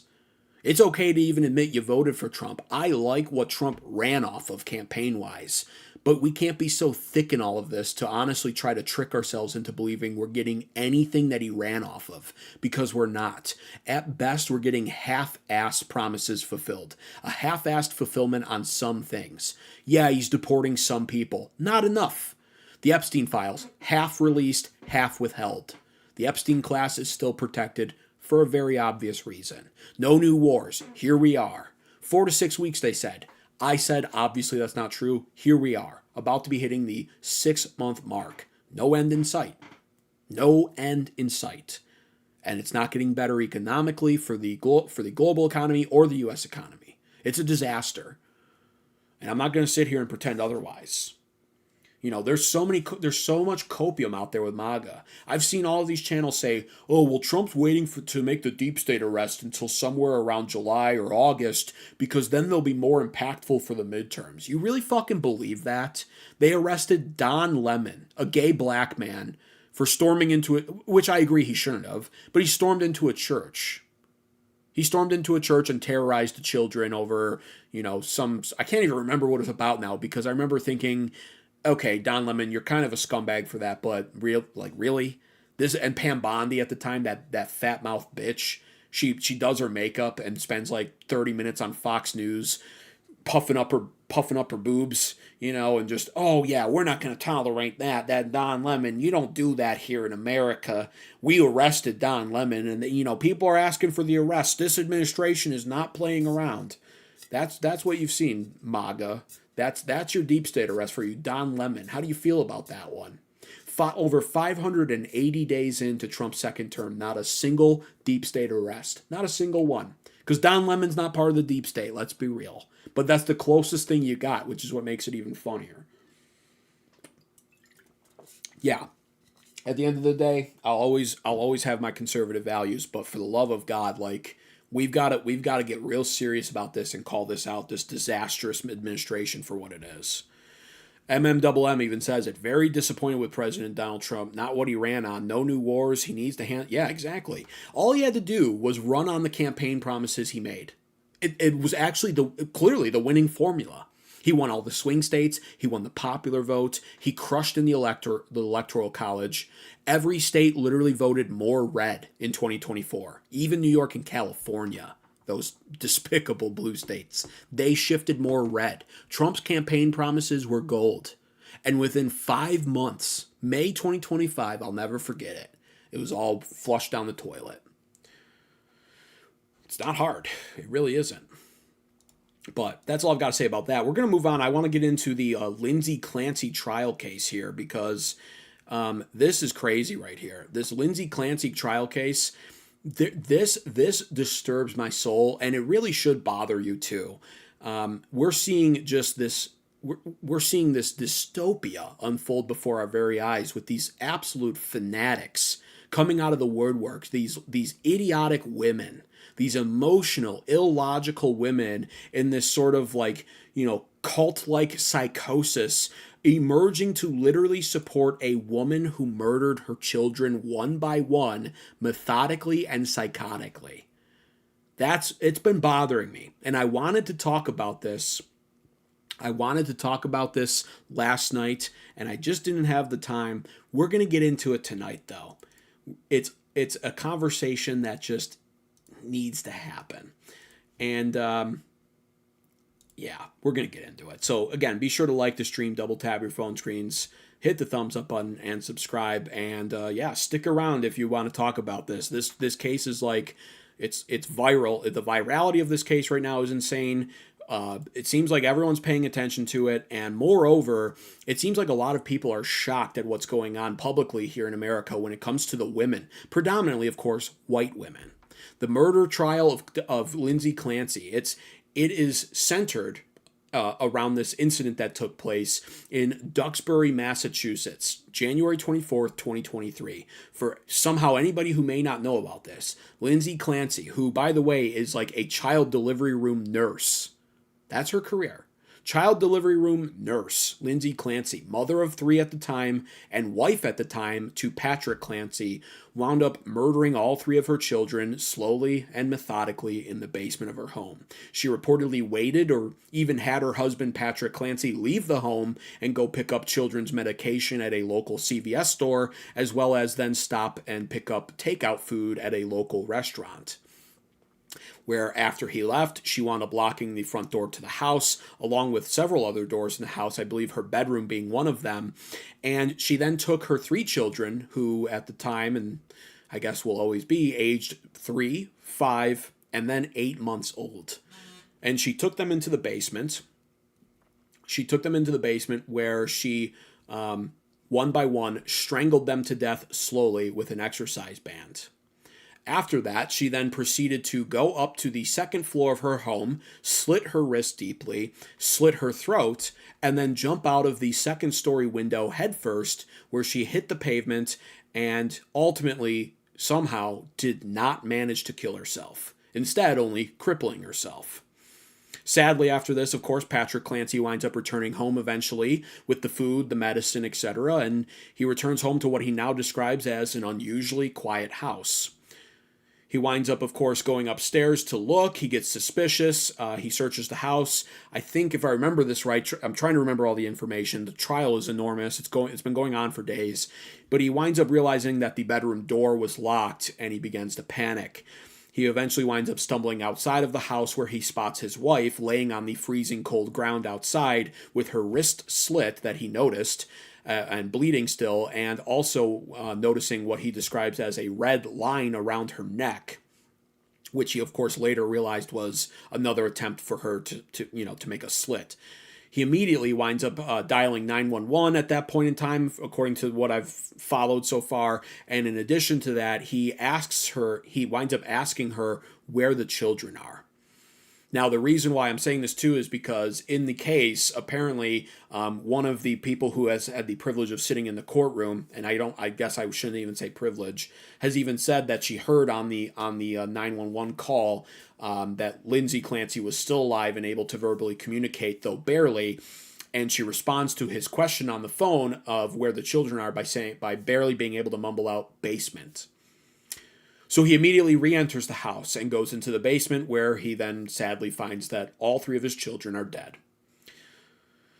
Now, Lindsay Clancy, the discussion centered around this case has been centered around the idea that Lindsay Clancy is suffering from a series of mental issues and conditions. People talking obviously about postpartum depression, and they're insisting that at the time of her doing this atrocious act, she was in a postpartum psychosis state. Despite all of that, though, she does freely admit that she killed her children, and even goes on to say she did so because a voice in her head told her to. She then, of course, did try to kill herself. This is very obvious, and she doesn't deny any of this. She admits all of it. So it should be a cut and dry case. She did it, she admits it, and what follows should be the death penalty. She should be surely put to death. But that's not good enough, apparently, for women in America. Because despite the fact that the trial itself right now isn't even about disproving her guilt or trying to prove the guilt of Patrick Clancy or anybody else, despite the fact that she admits it, the case is not about it, women have decided to storm social media and weigh in with their worthless opinions on all of it. And what I've been noticing as I've been browsing and scouring at this point through social media posts and watching all of these insufferable dumb bimbos take to social media and essentially put out their conspiracy theories or their relatable content to her, whatever, these women can be broken up into three typical female camps formed online over this Lindsay Clancy case. You first and foremost have what is emerging as the now true crime podcast listening super sleuth camp of female detectives who are showing up on TikTok from their places of work or in their living room on the couch or in their beds or in their bathrooms, basically showing off their deductive reasoning skills centered around what they perceive to be the possible reality of the circumstance, citing loosely and sometimes even inaccurately the facts that have been discussed in the Lindsay Clancy trial. You also have in another camp women who are posting this content that is made to suggest that they're affected by what Lindsay Clancy was. It's essentially the please pay attention to me too. Wow, look at all the attention Lindsay Clancy got for killing her children.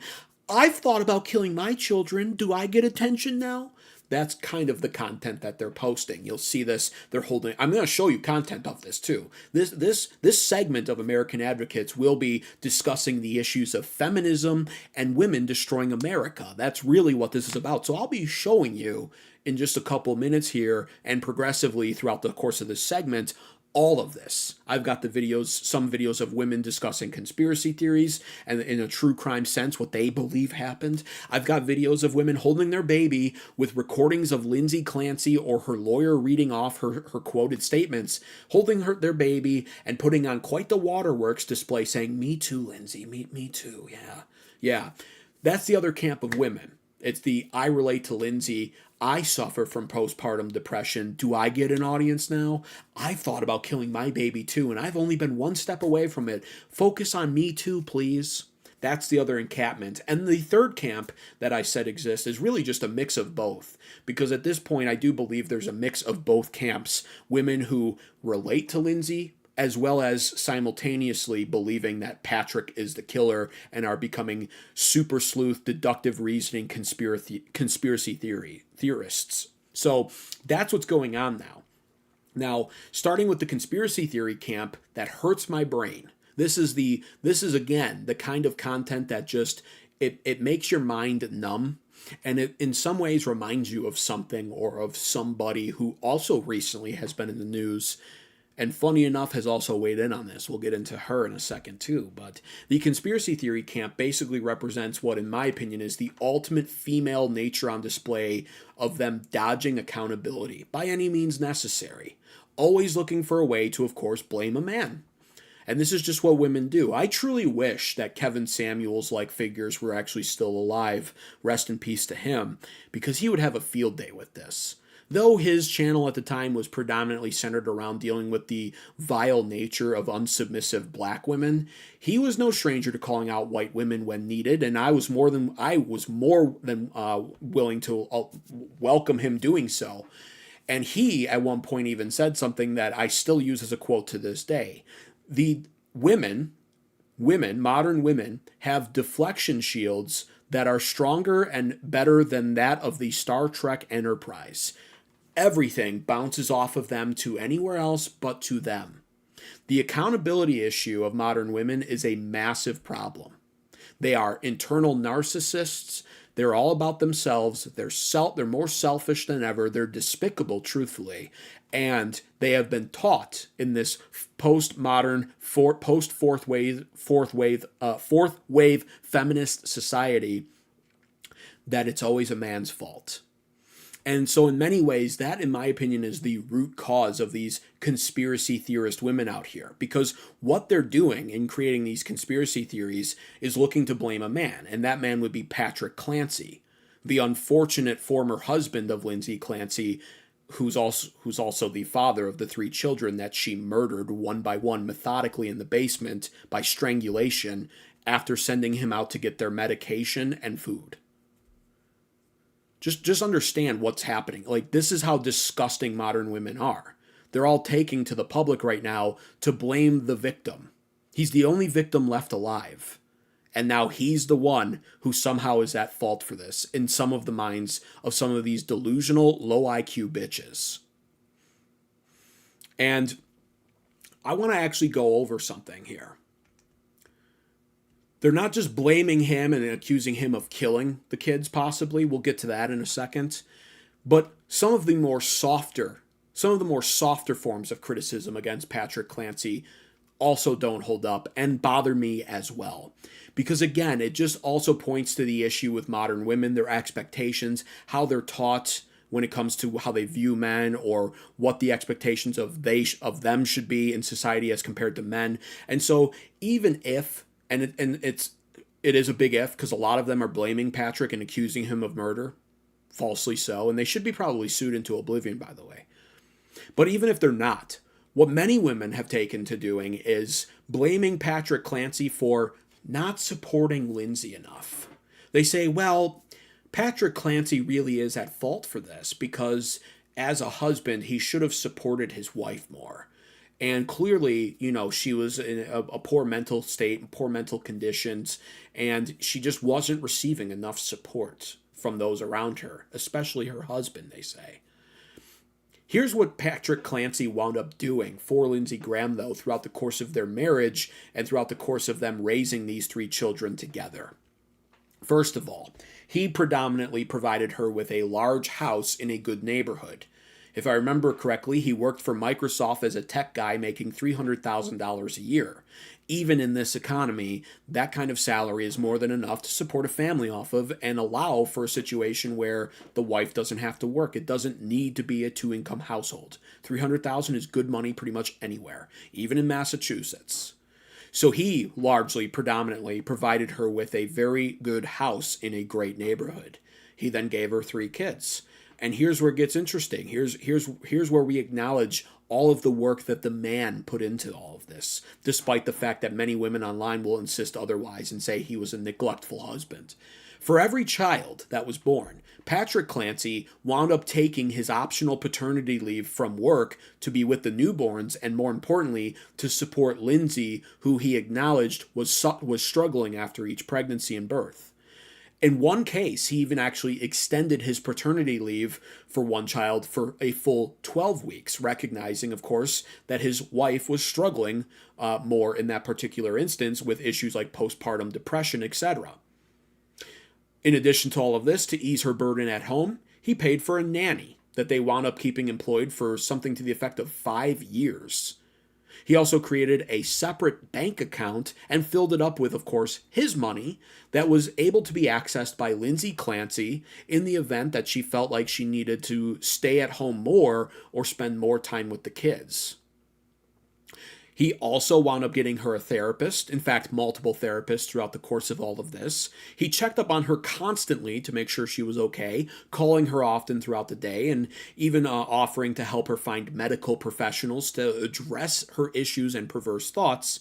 And in addition to all of that, like many of the now what I would refer to as straight up, basically borderline gay and cucked married men that we see in America. Because we're at a point right now where, as a man, the fastest way to lose your masculine edge, the fastest way to be humiliated as a man, to be cucked, to literally appear gay, is to get married to a modern woman.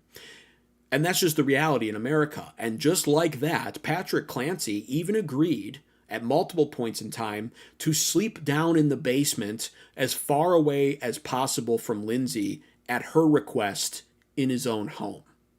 These are the lengths that Patrick Clancy went to support his wife, to cater to his wife, and in doing so, hope that his children would be raised well in a large home in a good neighborhood that he predominantly provided for and paid for, etc. He, on paper, literally, there was nothing more he could have done. But with modern women, nothing is ever good enough. And it really is a stark and eye-opening reminder to all men currently, in whether they be in their teenage years and beginning to really, obviously look at women, date women, etc., or in their 20s or in their 30s, or really even in their 40s at this point in the modern timeline. It's a stark reminder that you're not actually supposed to take on this role as a man when it comes to a woman. You're not supposed to marry or cater to a project wife. Life is not actually about women. That is not a man's job. Your task as a man is given to you by God. It is the most important thing in your life. Whatever God assigns you to do down here on earth takes full priority.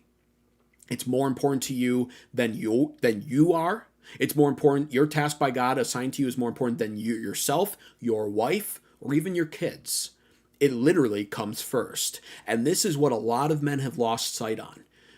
A lot of men have lost sight on this, and really they've lost sight on the fact that this is how it's supposed to be. God runs through the man. The man is the head of the household. He is both the umbrella for his family, and he loves his family like the church. He more directly is associated with God for that reason when it comes to fulfilling his earthly purpose. And in doing all of that, he then subsequently serves his family.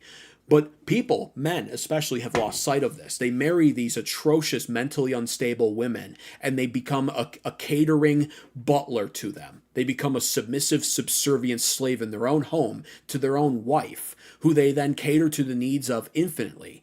And it never makes the situation better. The woman becomes progressively more of a monster always, not less. There is no making a woman happy because happiness is fleeting. And men, in doing this, lose sight of what their ultimate purpose on earth is, which is to not serve their wife or glorify their wife. It's to glorify God and enjoy him forever. Their purpose should be coming first. And your wife, and this is where also people lose sight on this, your wife is not here to be catered to or worshipped or focused on. Your wife is here as your assistant. Your wife is here to be your helpmeet.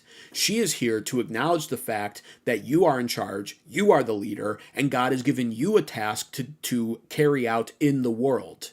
You are the umbrella to your family, both from God's wrath and judgment by protecting your family from that by serving God, and you're also, as a man, your umbrella to your household from the evil, harsh world. The man goes out and bears the brunt of the world, fulfilling his task by God, and his wife is at home where she belongs, serving him and seeking to make his life easier.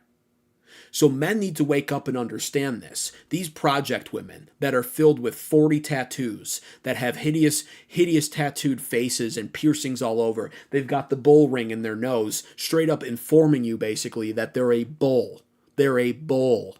They dye their hair colors the same colors you find on a poisonous dart frog, informing you that they're poisonous. The bull ring informing you that they're domineering bitches. The tattoos informing you that they're a mental chaotic mess. And these men, many men out there, choose that. And in doing so, you give up your purpose and your life. You want to know why midlife crises happen? It happens because of women like that, you choosing women like that. That's the stark reminder in all of this. This Patrick Clancy went out of his way to cater to all of her needs, going so far as to, allegedly at least, sleep in the basement at her request. You can't cuck yourself any more than that. And yet how was he rewarded for this? She killed his children, all 3 of them, strangled them. That's the thing. You can't serve God correctly if you're too busy serving your wife. And your service to God is supposed to be what benefits and indirectly serves your wife, as a result, everything else. If not, your purpose is ruined and you never come out better for it. Patrick Clancy is not better off for having catered to his wife and focused on this. He's worse. Everything about his life is worse. He lost his offspring, all 3 of them, from the very wife that he chose to prioritize and serve, because that is the backward system, and that's what he fell victim to. Don't take on these project women, because life is not about that.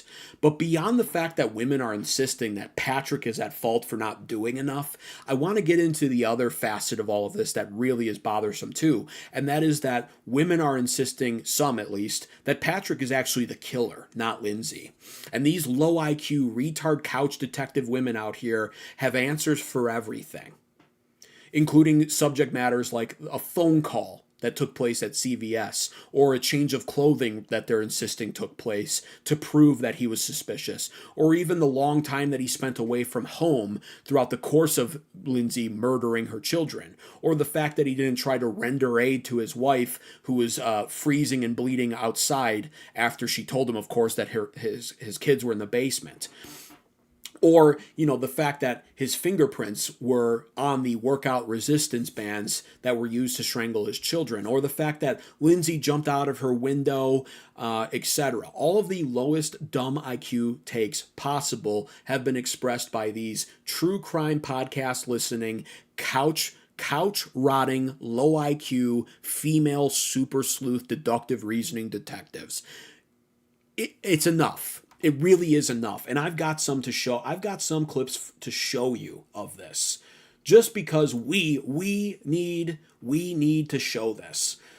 So, first of all, this one right here. This clip right here. I saw this was being reacted to already. This clip right here even features, hang on, let me make sure that's on. Not that I'm going to actually play this one with volume. This clip right here features video footage of Patrick Clancy walking into the CVS store that he was sent to by his wife to pick up medication for his child. And so he goes to the CVS store, he picks up medication, and allegedly there's or on the cameras, it's not even alleged, on the cameras, he makes a phone call. And these super sleuths out here, are insistent that somehow this phone call that takes place at CVS implies that he's the mastermind behind the murders of his children. He's the orchestrator because he made a phone call at CVS. That's first of all. I want to destroy that. I want to destroy that myth right now, because the phone call record, the nature of the conversation that took place, we know the timeline of events now based off of the more recent days of the Lindsay Clancy trial. Here's how this goes. She sends him away to CVS to pick up medicine and then stop at a local restaurant to pick up takeout food for dinner.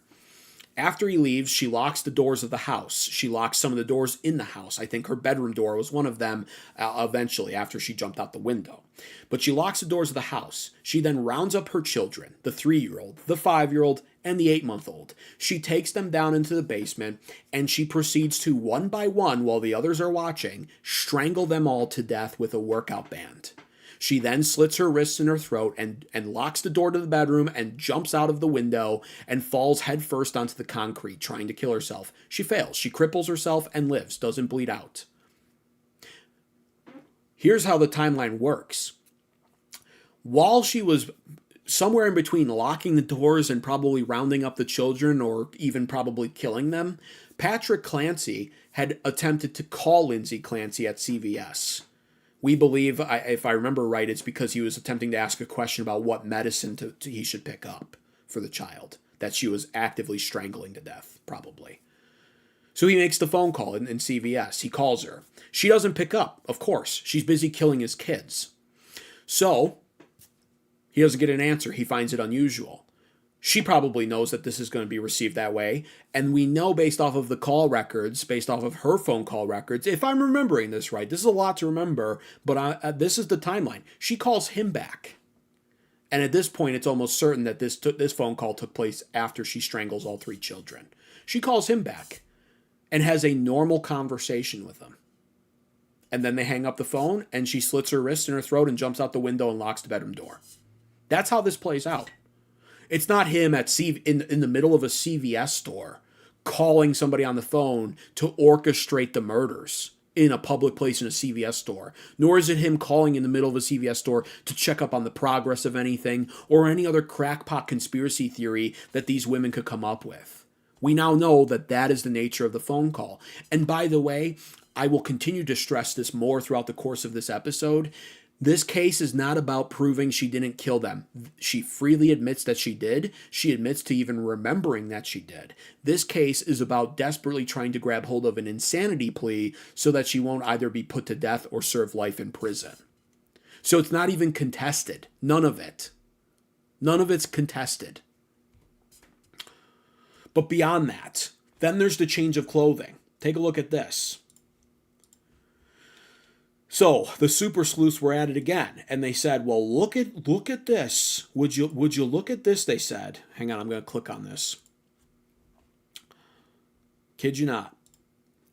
They said that he switched his clothing. This is him at the CVS store, right? Let me make sure this is good on the vertical. This is Patrick Clancy walking into the CVS store to pick up the medicine. You see he's got some brown-looking shoes on, some jeans, and a black jacket. This is him on security camera in the restaurant. And they said, well, these deductive reasoning, true crime podcast, average IQ women. They look at this and they say, well, would you look at that? It looks like he changed his clothing. And we all know that murderers always change their clothing if they're smart after murdering. That's their conclusion. I'm going to show you it again real fast. The obvious answer to this. He didn't change his clothing. The lighting is different. This is a CVS drugstore. The lights are unbearably bright, always. You ever been in a drugstore? They're bright. This is a local restaurant. The lights are dim and different to set a different mood, one of relaxation and comfort. The lighting changed the composition of the image. He's wearing the same clothing. He's wearing the same shoes. They just are brighter because of the lighting. But this is what we're dealing with in the online community when it comes to these detectives and these true crime podcast women, these wine moms who take a nap at 2 p.m. and wake up at 3 p.m. and watch a few moments of the trial and then record themselves on TikTok saying, well, look at that. Oh, would you look at that? They also went on, like I said, to say and point out that he took a long time away from home. They said, why take so long when you know your wife has mental issues? Gee, I don't know. Have you ever been around somebody who's a mentally insufferable bitch? Have you ever been around somebody who suffers from anxiety and treats you as the punching bag, or takes it out on you, or demands everything of you and turns into an utmost energy vampire that drains you day and night constantly for years on end? Do you know what this is? Do you know what this is when a man goes to the drugstore to pick up medicine and the restaurant to pick up food? That's a vacation when you're married to a woman like Lindsay Clancy, who literally has postpartum depression and slipped into a postpartum psychosis and has been a mental drain on you for years. Forces you to sleep in the basement in your own home. That's a vacation. I'll just be honest with you, every man will inherently understand this even if they haven't lived it. If you're in that circumstance, you're not eager to get back home in a timely manner. You're going to take your time. You're going to make a phone call. Do I have the right medicine? Oh, let's see what else they have in the other aisles. That candy in aisle 2 at CVS looks tasty. Maybe I'll buy some Reese's cups too. Oh, would you look at that? They got a nice tasting pop there. Oh, that's nice. I don't go to CVS. Let's see what else they've got. And then you're driving to the restaurant. Well, if there's a short way and a long way, you're taking the long way. Because what's at home waiting for you is an energy vampire of a wife who's a project wife who gives you nothing but grief and is a burden. I don't care if this offends people. This is just how it is. That's the truth. Why did he take so long? Because he wasn't eager to get back home. That's why. Okay? Beyond that, they also talk about how his fingerprints were on the workout resistance bands. They literally said, oh, well, that proves it. Yeah. He literally says, I saw my wife after she was on the ground freezing to death and bleeding out on the concrete. I said, where are the children? They're in the basement. I run down into the basement and I unwrap the workout band from around my child's neck. Yeah, that'll put your fingerprints on it. And it just gets worse. And really, I want to show this clip too. This is a whole ass video. This is what first of all, this is what they look like. Smug as ever. Smug as ever, confident in their non-existing capability of deducing all of this. This woman at work breaking down the court case. This is what we're dealing with. This is the true crime podcast viewing average medium or average IQ woman thinking that they have the whole case figured out from watching it on TV, despite the fact that the case is not about who did it. Just take a listen.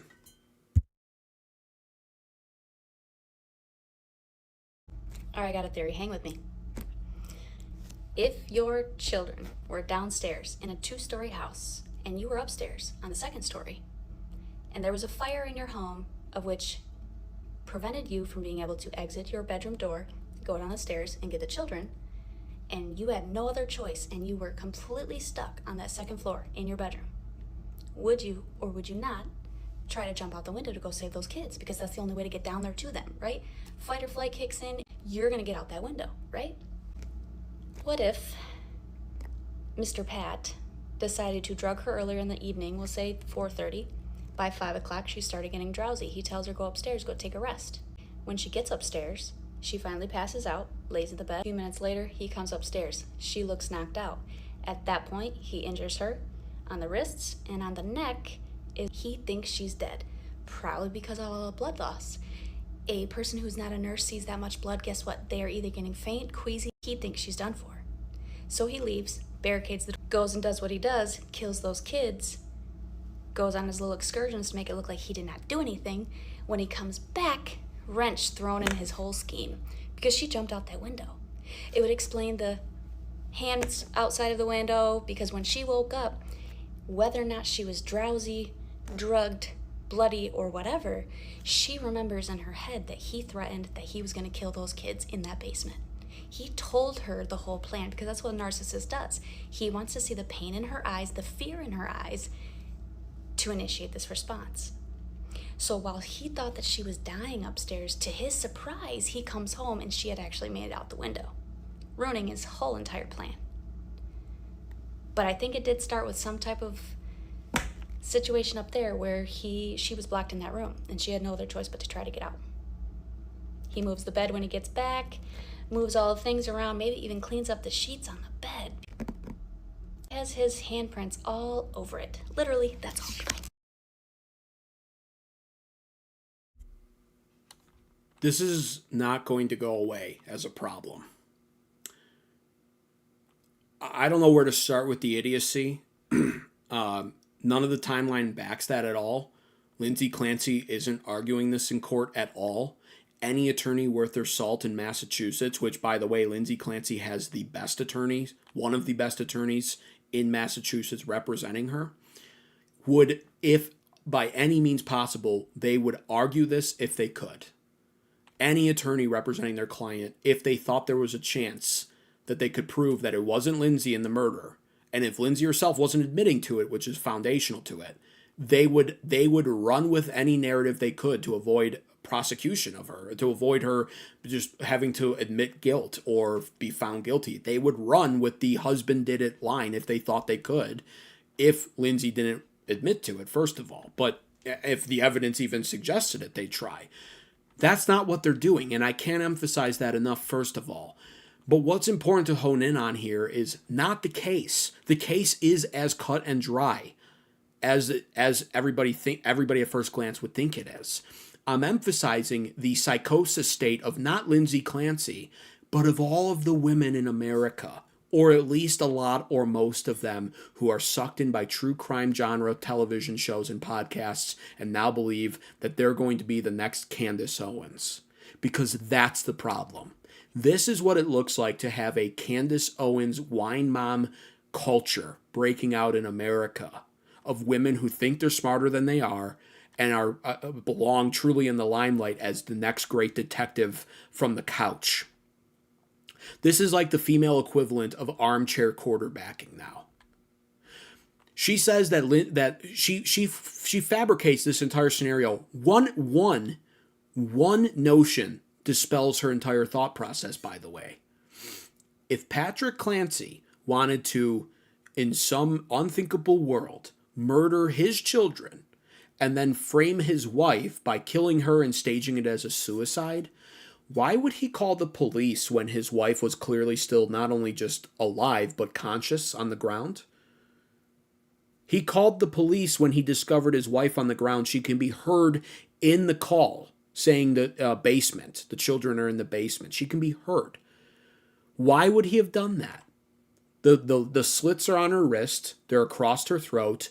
And she's on the ground, crippled. Why would he leave her alive when very clearly she was talking in front of him?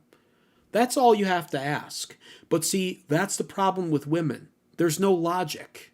There's literally no logic in any of these women. It's all just emotions. And it's emotions that are fueled around the idea that the man has to be at fault always. Either he didn't do his best to provide and comfort and care for Lindsay Clancy in her clearly depressed state. All of her problems are Patrick's and he just didn't deal with them appropriately. Or, no, actually, Patrick is a sinister secret murderer who orchestrated all of this, and now Lindsay is for some reason willing fall guy wife who might be put to death over it and has, despite that, admitted to the guilt of it. But it has to be Patrick, they say. This is what Candace Owens conspiracy culture, low IQ kindergarten conspiracies get you. And funny enough, surprise, surprise, look who's weighed in on the Lindsay Clancy case. Well. Candace. What does Candace Owens have to say about all of this, I wonder? Let's take a listen. I made my thoughts clear on this the moment that she was arrested, the moment that it made the news. Lindsay Clancy is obviously not guilty. There are a fleet of doctors who should be imprisoned for what they put her on. I regularly speak out against Big Pharma. They get away with murder all the time. And in this case, they are getting away with the murder of really her 3 children, but also completely destroyed her life. When Lindsay Clancy, in my opinion, is not guilty. She was put into an intentional psychosis when she probably just needed to give her kids away for a weekend to get better, but they constantly give you these drugs that do not make things better. Well. Candace Owens says that Lindsay Clancy is not guilty, and she blames the doctors for the medication they prescribed. And if you give Candace enough time, she'll find a way to blame the Macrons over in France, because you see, Brigitte Macron is actually secretly a man who's married to her husband, President Macron of France. And because Brigitte's actually secretly a man, they have this agenda that they're now coordinating to self-sabotage France, and they're in talks with Israel, who of course want to self-sabotage all of Europe. And so France and Israel have teamed together, and they're using the Utah time zone that can be found in Egypt, where they launch these fighter jets from. And from Egypt, under Utah time, with France and Israel coordinating, they actually sent these doctors over on jets following Utah time to Massachusetts, where the Clancy family resides. And the doctors, once landing, went into her house and drugged Lindsay Clancy up on drugs. And in doing so, put her in an intentional psychosis where she then murdered her 3 children while her husband was away. If you give Candace Owens enough time, that's probably the conclusion she's going to come to. And remember, she has a legal right to say it, and she's just asking questions. Do you see the problem with this kind of nonsense, this kind of base level IQ or even lower kind of kindergarten conspiracy theory culture breaking out? Do you see the issue? Because I'm infinitely smarter than Candace, my IQ is probably double hers. I can just weave that together and write fiction in the moment, in the blink of an eye. I don't have to script that ahead of time. I can just come up with anything. That's what Candace does. And that's what all of her viewers watch and wait for. And now they think they're seeing conspiracy theories everywhere. In some ways, life was actually better when Alex Jones was a part of subculture that was almost shunned by the normies. You believe that? You believe in the 9/11? You believe the Jews did 9/11? That's outrageous, they used to say. It was actually better in some ways when that was the norm. I've said before, my uncle was an OG noticer, and I remember growing up not fully understanding why he'd argue with everybody about politics, and why even other Republicans got my uncle was kind of a conservative, but other Republicans got mad at him. And I remember being a kid and understanding that, and I remember thinking, why does that happen? Why do so many Republicans get mad at my uncle? I thought they believe in the same values. Now I'm old enough to understand, obviously, because he was infinitely smarter than the rest of the Goyim. And he actually knew what was going on, my uncle. He would talk about the Cuban Missile Crisis, the Bay of Pigs, JFK, what Reagan did and didn't do, etc. And that was the problem. He was just smarter. But back then, people who had to figure out conspiracy theories for themselves, they didn't have the internet. They had to do the research. They had to read books that were oftentimes banned or hard to find. So they were infinitely smarter than the rest. And back then, the dumb people, they never even tried. But because we're living in this age of information now where these shows just are wildly successful and you can write fan fiction slop in the blink of an eye. I could just put that out right now. I'm going to clip that later and probably just put that out. That's the new theory.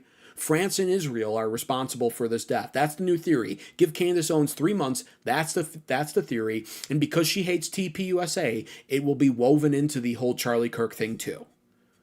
It's not hard to write fan fiction. It is hard to deduce the actual truth. And I don't even claim to be the smartest on that. I have so much to learn. And my biggest fear, truthfully, on this channel is actually getting stuff wrong when it comes to that realm, because I don't want to ruin the credibility of anything real. But people like Candace Owens don't care. And because they don't care, they write this overly sensational bullshit that people buy hook, line, and sinker. And it's savory. And she produces it in a way that it becomes an episodic television show of 2026. A soap opera that the wine moms can't get enough of. And when they're not watching Candace, they're watching true crime podcasts. They're listening to them. They're watching the TV shows. They're addicted to the darkness of the world, women are. And they love the murder stuff. They fall asleep to serial killer documentaries. And when you combine this fanatical kindergarten conspiracy level of thinking with an insatiable appetite for murder mysteries and true crime nonsense, the true crime genre, you're seeing an epidemic now of women who think they're smarter than they are, taking to social media and destroying stuff. Destroying everything, not just Charlie Kirk's legacy and any work that TPUSA did that was actually good, but now just the lives possibly of average ordinary men like Patrick Clancy, who by all means seems to have been not just a good husband, but an above and beyond husband. How many husbands make $300,000 a year and can buy a house like that and have 3 kids and create a separate fucking bank account and put their own money in it so that their wife can stay at home and not have to go back to work as a nurse, as a child delivery nurse, by the way? How many husbands would sleep in the basement at their wife's request? How many husbands would hire and fire multiple therapists in pursuit of trying to help their wife out or seek out the best medical aid possible for their wives and Medicare professionals? How many husbands would hire a nanny for, or even could hire a nanny for 5 years to help ease the burden of their wife? How many husbands would go to the CVS drugstore after a long day at work, pick up medication for their children, and then go to a restaurant to pick up takeout for their wives and bring it back, only to find their children dead? But this is where we're at. These women hate men more than ever, and when they're not hating on men, they're single because they hate men. They have all the time in the world to couch rot, and they fill their mind with Candace Owens' kindergarten conspiracy junk and true crime podcast darkness. And they combine these two into the most disgusting form possible. That's what's setting me off in all of this. And it doesn't even get better from here. It doesn't even get better from here, because really, all of this is even a bigger sign of how feminism is truly the biggest problem in America. And it's a stark reminder to me on this channel, even when I advocate for Christian nationalism. I'll get to that a little bit later, but I'm going to just even spoil it somewhat now. There's a third word, actually. This whole incident has reminded me that no, actually, Christian nationalism is too broad and general of a term. We've got to add something distinct to it. I'll get to that later. But the biggest problem in this country truly is feminism. Women have not changed at all over the several thousand years that they've been recorded and written about, or observed even. So it's no surprise that women, of course, in addition to some of them taking to social media like I just showed you to outright accuse Patrick of murdering his children and trying to murder his wife and failing for some reason, but despite that calling 911 anyway, or women taking to social media to essentially blame Patrick for not providing enough care to his wife, even though Lindsay Clancy freely admits that he did all of these things for her and that she murdered her children and tried to kill herself and failed. Even though there's all of that in place, and even though, of course, some women are taking to social media, by the way, they're taking to social media and they're literally relating to Lindsay Clancy. That's what also disturbs me. That's what I also want to show you here. It doesn't just end with the crackpot conspiracy theorist women. That's bad enough. They're slandering a good name in Patrick Clancy, the man who lost his children. And they're in some ways accusing him of murder or of being a negligent husband. That's bad enough. Women are also taking to social media, like I said earlier, and they're posting these ridiculous TikToks and Instagrams about how they relate to Lindsay Clancy. They're posting on here that they admit that they too perhaps have felt like murdering their children, or we were just one step away from possibly murdering our children because of postpartum mental state issues. This is what they're posting. I'm about to show you this. And you know what's funny? I'm going to even point this out. The logical inconsistency collectively of women is apparent even in that. It can't be Lindsay Clancy, they say. Patrick must be the murderer. They'll say that, and then the next day, they'll post a TikTok reel of them holding their newborn, saying, "Me too, Lindsay. Me too. I'm only one step away from doing it. I might just murder my child," they say.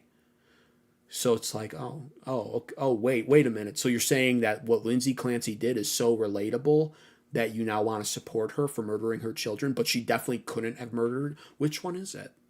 Which one is it? modern Western woman. Did Patrick Clancy do it? No way Lindsay did it? Or did Lindsay do it, but oh my gosh, is it so relatable? It's astonishing. It really is astonishing.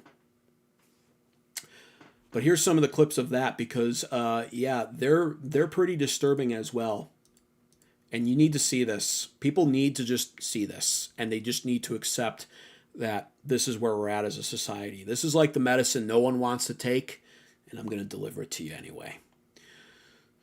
So here's what we're dealing with. Take a look at this. There's the caption for you. Same, Lindsay. Same. And she's holding a newborn sleeping child, or a very young sleeping child. Yeah, just look at this. They're on into her travels. I am completely overwhelmed trying to take care of the kids. I'm drowning every day. I feel guilty that I'm spending my family's money and not making any. I feel like I spend way too much. She wrote that, right? Correct. I'm terrified of Callan getting sick. He's a sick baby. A sick baby is miserable. He's sick now with a double ear infection. Clearly has a bellyache. It's miserable. I feel like the other kids are going to get him sick all winter long. She wrote that, right? Correct. I always feel strongly against sleep training. I feel like it's abusive to let the baby cry and not respond. But I made the decision. I did it with Cal. It is way too much crying. It's incredibly stressful. She wrote that, right? Correct. He's okay. He will be okay. It's not harmful in any way. The doctor said it was okay. Plenty of people sleep train their kids at that age. It's necessary as a third child, is what she wrote, right? Correct. I feel incredibly sad and guilty about not breastfeeding anymore. That was the one thing I could do to help his immune system, and I can tell he really doesn't like the formula. I'm very sad about this. I know at this time it's what I needed to do for my mental health. She wrote that, right?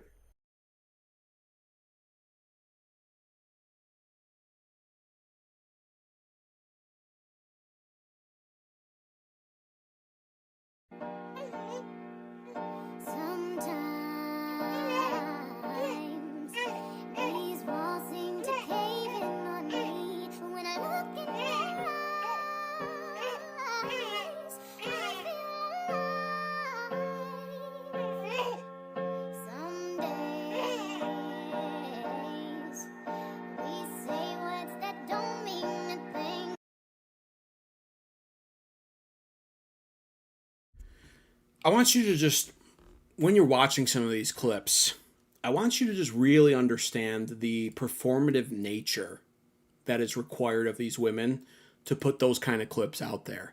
Just understand for a second what all of that entails. These are not candid moments being caught by a third party somewhere. People tend to forget that when they're watching bullshit like that through the lens of a camera, through a video posted online. Understand what goes into that. A woman has to wake up that day, and at some point in time, a thought has to be conceived that she might want to put out a video featuring that kind of nonsense. From there, she then has to, in her mind, plan out how it should look, what she should do, and then she has to take her phone and mount it somewhere and turn on one of the apps, click on one of her apps, and click record. She then has to grab her baby, start cradling it while looking at the camera, and then progressively get herself worked up into crying.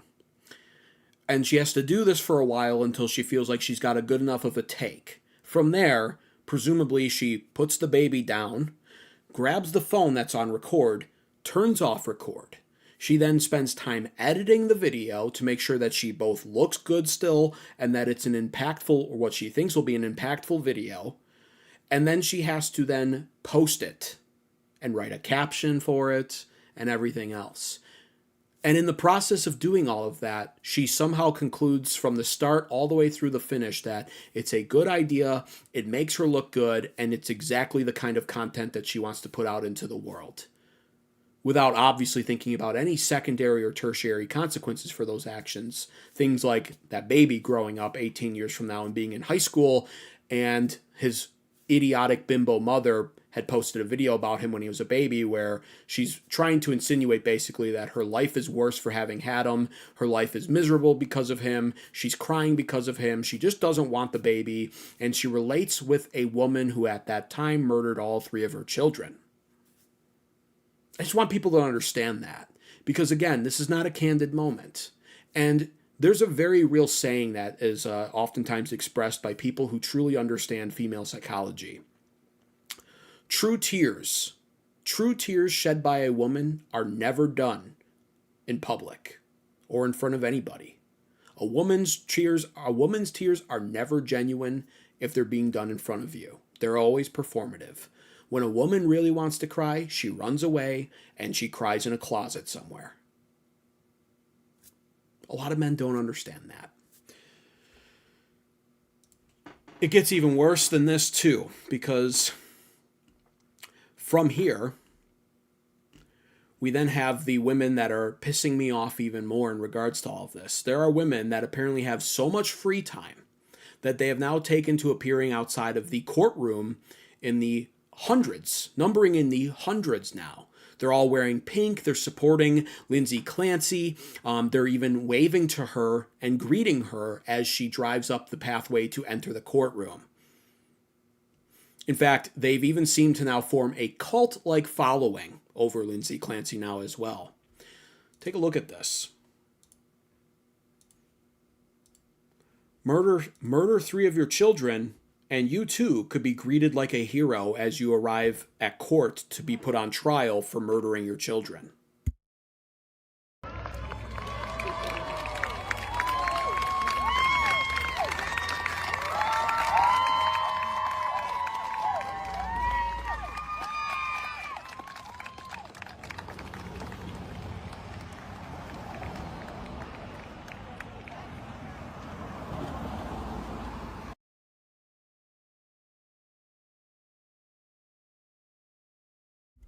Murder 3 of your children, and you too could draw a massive crowd of women wearing all pink, bringing in some cases their own children to the courthouse where a trial is being undergone over a woman who murdered her children. These women are bringing their children to this, holding up their little heart symbols in the shape of their hands in solidarity. Murder your own children, and you too could have a cult formed in your honor of women taking to social media and in person outside the courthouse to celebrate you. Everyday therapist, mother, maid, nymph, and a virgin, nurse and a servant, just an appendage, lift to attend him so that he never lifts a finger. All day, everyday therapist, mother, maid, nymph, and a virgin, nurse and a servant, just an appendage, lift to attend him so that he never lifts a finger. 24/7, baby. Isn't that lovely? That's a nurse there at the end, it looks like, too. Another nurse, another female nurse in the medical industry who is supporting a 3-time serial killer. Because that's what Lindsay is. She's a serial killer. She killed three beings in a row, and they were all children. And the women are all celebrating it. Of course, these women also aren't smart when they're actually interviewed, so I found this to be fascinating, too. This is actually an interview of some of the women outside the courthouse and what they had to say. I'm sure you don't want to take a listen, but I had to listen to it, so you're going to be forced to listen to at least some of it as well. So shut the fuck up and take a listen. You know, one of my sister-in-laws, it could be one of my best friends, and it could be me. So just here to support. We are hearing her. We see that she tried everything. And I really do believe that she went into a state of psychosis. It felt like the system failed her. She was begging for help and no one was there. I don't know if us being here will make her feel any better, but I mean, she's living in hell right now.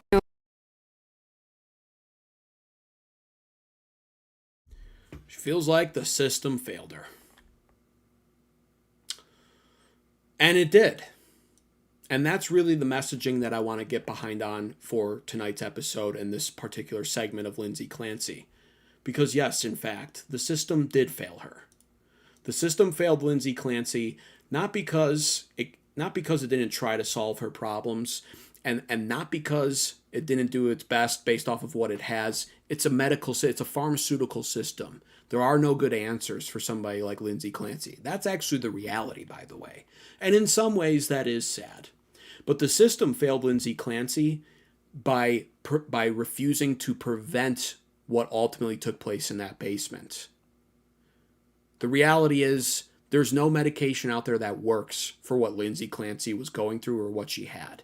There's medication that in some ways dulls it or makes it, makes you more passive, but it ultimately leaves the actual user of the medication feeling worse in different ways, comes with its own problems. There is no actual answer medically for this. The system didn't fail Lindsay Clancy because of any of that. It failed because it didn't prevent Lindsay Clancy from doing what she ultimately did. And there's a whole host of reasons behind why that system's in place and why it continues to fail. I will say this. If there's one silver lining in any of this, especially not with even just Lindsay Clancy herself, the silver lining is watching all of this support unfold for Lindsay Clancy in the form of conspiracy theory women insisting that Patrick Clancy's actually the killer, or in the form of Star Trek Enterprise level deflection shield type women insisting that it's still Patrick Clancy's fault because maybe he didn't kill his children, but he just wasn't there enough for his wife, despite doing all of what I listed prior for her. Or the women who are showing up in solidarity and support outside of the courthouse in hundreds, wearing pink, and greeting her like a hero. If there's one silver lining for single men in 2026, it's that a new litmus test has now been born when it comes to dating. You want to know if you're selecting an appropriate mate for you, somebody who's mentally all there and sane and of good morals, just ask for their opinions on Lindsay Clancy. I recommend doing that on a first date or even before then. You match with somebody on a dating app, see what their stance is on Lindsay Clancy. It'll weed them all out pretty quickly. And I'm actually being serious, by the way. I'm kind of saying it to joke, but I'm actually being serious. Because if anything, if you're a man and you're seeing how this is all unfolding, your eyes should be more wide open than ever before. My eyes have always been pretty wide open. They're even more wide open now as we watch a literal cult be formed by delusional low IQ bimbos centered around Lindsay Clancy and supporting her or trying to exonerate her. And even more seriously than all of that, these women coming together is meant to state one thing. This is the actual sinister agenda of all of this. This is the final end product of feminism on display. It's in its death thralls, as America truthfully enters its death thralls. This is the beginnings of the collapse of civilization. Truthfully, this is what it always looks like. We're living through it right now. And these women coming together in support of Lindsay Clancy, what it states truthfully, and what many of them openly just even say in some varying different ways and to varying different degrees, is that women, many of them, relate to a woman in the postmodern, post-feminist age. They relate to a woman who killed her children, all of them. Because many women either want to do the same, or they believe in some way that it's freedom to be able to do so, or they have been sold at the very least the lie of feminism that motherhood is slavery and motherhood is restrictive. They've been sold the polar opposite of the truth on that. Motherhood is the ultimate goal of women. It is what women are here to be and to do. They're here to be mothers. And feminism has rotted society to its core so much that women now look at another woman who literally strangled to death methodically and slowly all three of her children. And they now worship her and create a cult for her and greet her like a hero outside the courthouse and wear pink for her and post social media videos about her and openly say they relate to her, and they create conspiracy theories in an attempt to exonerate her. This is the final product of feminism in America. The movement is also sort of a social pressure campaign too by these women, with an obvious attempt to quite literally not just celebrate Lindsay Clancy and acknowledge the fact that what she went through seems to be a much larger problem than most men would be comfortable acknowledging. But they're literally, with these conspiracy theory efforts and this entire social pressure campaign, hundreds of women outside the courthouse, the other goal in all of that is to find a way to help Lindsay Clancy escape the charges that she should be handed. And those charges, of course, should be the death penalty. This is a cut and dry case. Lindsay Clancy killed the most innocent form of life you could ask for. One of her children was 8 months old. She should be put to death. That's it. There should be no bones about it. But these women are coming together and they're rallying in support for a multitude of reasons, and one of them is to ultimately try to help Lindsay Clancy escape what her fate should be. And that's significant, actually, because if this works, people aren't thinking ahead. You always have to think ahead. If this works, and if these women create this pressure campaign, and in some way Lindsay Clancy isn't put to death, or at minimum, not that I even agree with this outcome. I think it's the death penalty or nothing. Lindsay Clancy should just be put to death. At minimum, life in prison without the chance of parole. If these women coming together allow, and they pressure socially from a societal standpoint, etc., and it allows for an opportunity for Lindsay Clancy to escape justice, and she's able to escape what her punishment should be, this will be used as a social precedent going forward now. It will allow women to, once again, claim the moral high ground in society over men and over children even. The implications of Lindsay Clancy not being punished for murdering her 3 children, which she freely admits to doing and acknowledges that she remembers it. She locked the door. She called her husband back after missing his call while presumably murdering his children, and by all accounts had a normal conversation with him. She then tried to kill herself. She was all there. She understood every step of the way what she was doing. That's why she tried to kill herself. That's called guilt, or at the very least trying to escape accountability, which implies that you understood what you did and why that it was wrong at the very least. She locked the door premeditatively. She strangled them one by one and took them down in the basement. And it just doesn't seem to matter, because if she's allowed to escape this, and I pray that she is, and I pray she is put to death, they'll be able to claim this moral high ground, because this whole case is now centered around women dodging accountability. She was in a postpartum psychosis state. And that means that she's absolved. That's the actual argument from women. And if you think this is not a serious problem, and if you think I'm just really trying to stretch this out and imply stuff that's not going to happen, or is a little too fantasy-like, if you think I'm just being delusional about it, well, look no further than this. This is also what they're saying. Right here. CCG Bryson. I don't know who that even is. Sorry, but postpartum depression is not an excuse to kill your children. Death penalty. A woman, Linda. Actually, it is, she says. Actually, yeah, it is, she says. Like, that's a real tweet, right? Actually, yeah, it is, she says. Also, beyond that, take a look at this. It's already happening. Lindsay Clancy, she's not the only one. North Dakota mom of 3 cut 3 kids' throats while in bed before cops followed blood trail to an evil scene. This article actually further expands on that right here. Do you think Lindsay Clancy is a unique situation? No, not at all. Mother slits throats of her 3 children, told their father, "Say goodbye to your kids." Mandan, North Dakota. A mother allegedly murdered 2 of her young children by slitting their throats and attempted to kill another after telling their father, "Say goodbye to your kids." According to an affidavit obtained by Valley News Live, officers responded to a residence on the afternoon of August 6th. August 6th, that was about 3 weeks ago, regarding a report of a mother who stabbed her children. First responders arrived to find the mother, 22-year-old Kaylee Earhart, holding a knife to her own throat in the home, per the affidavit.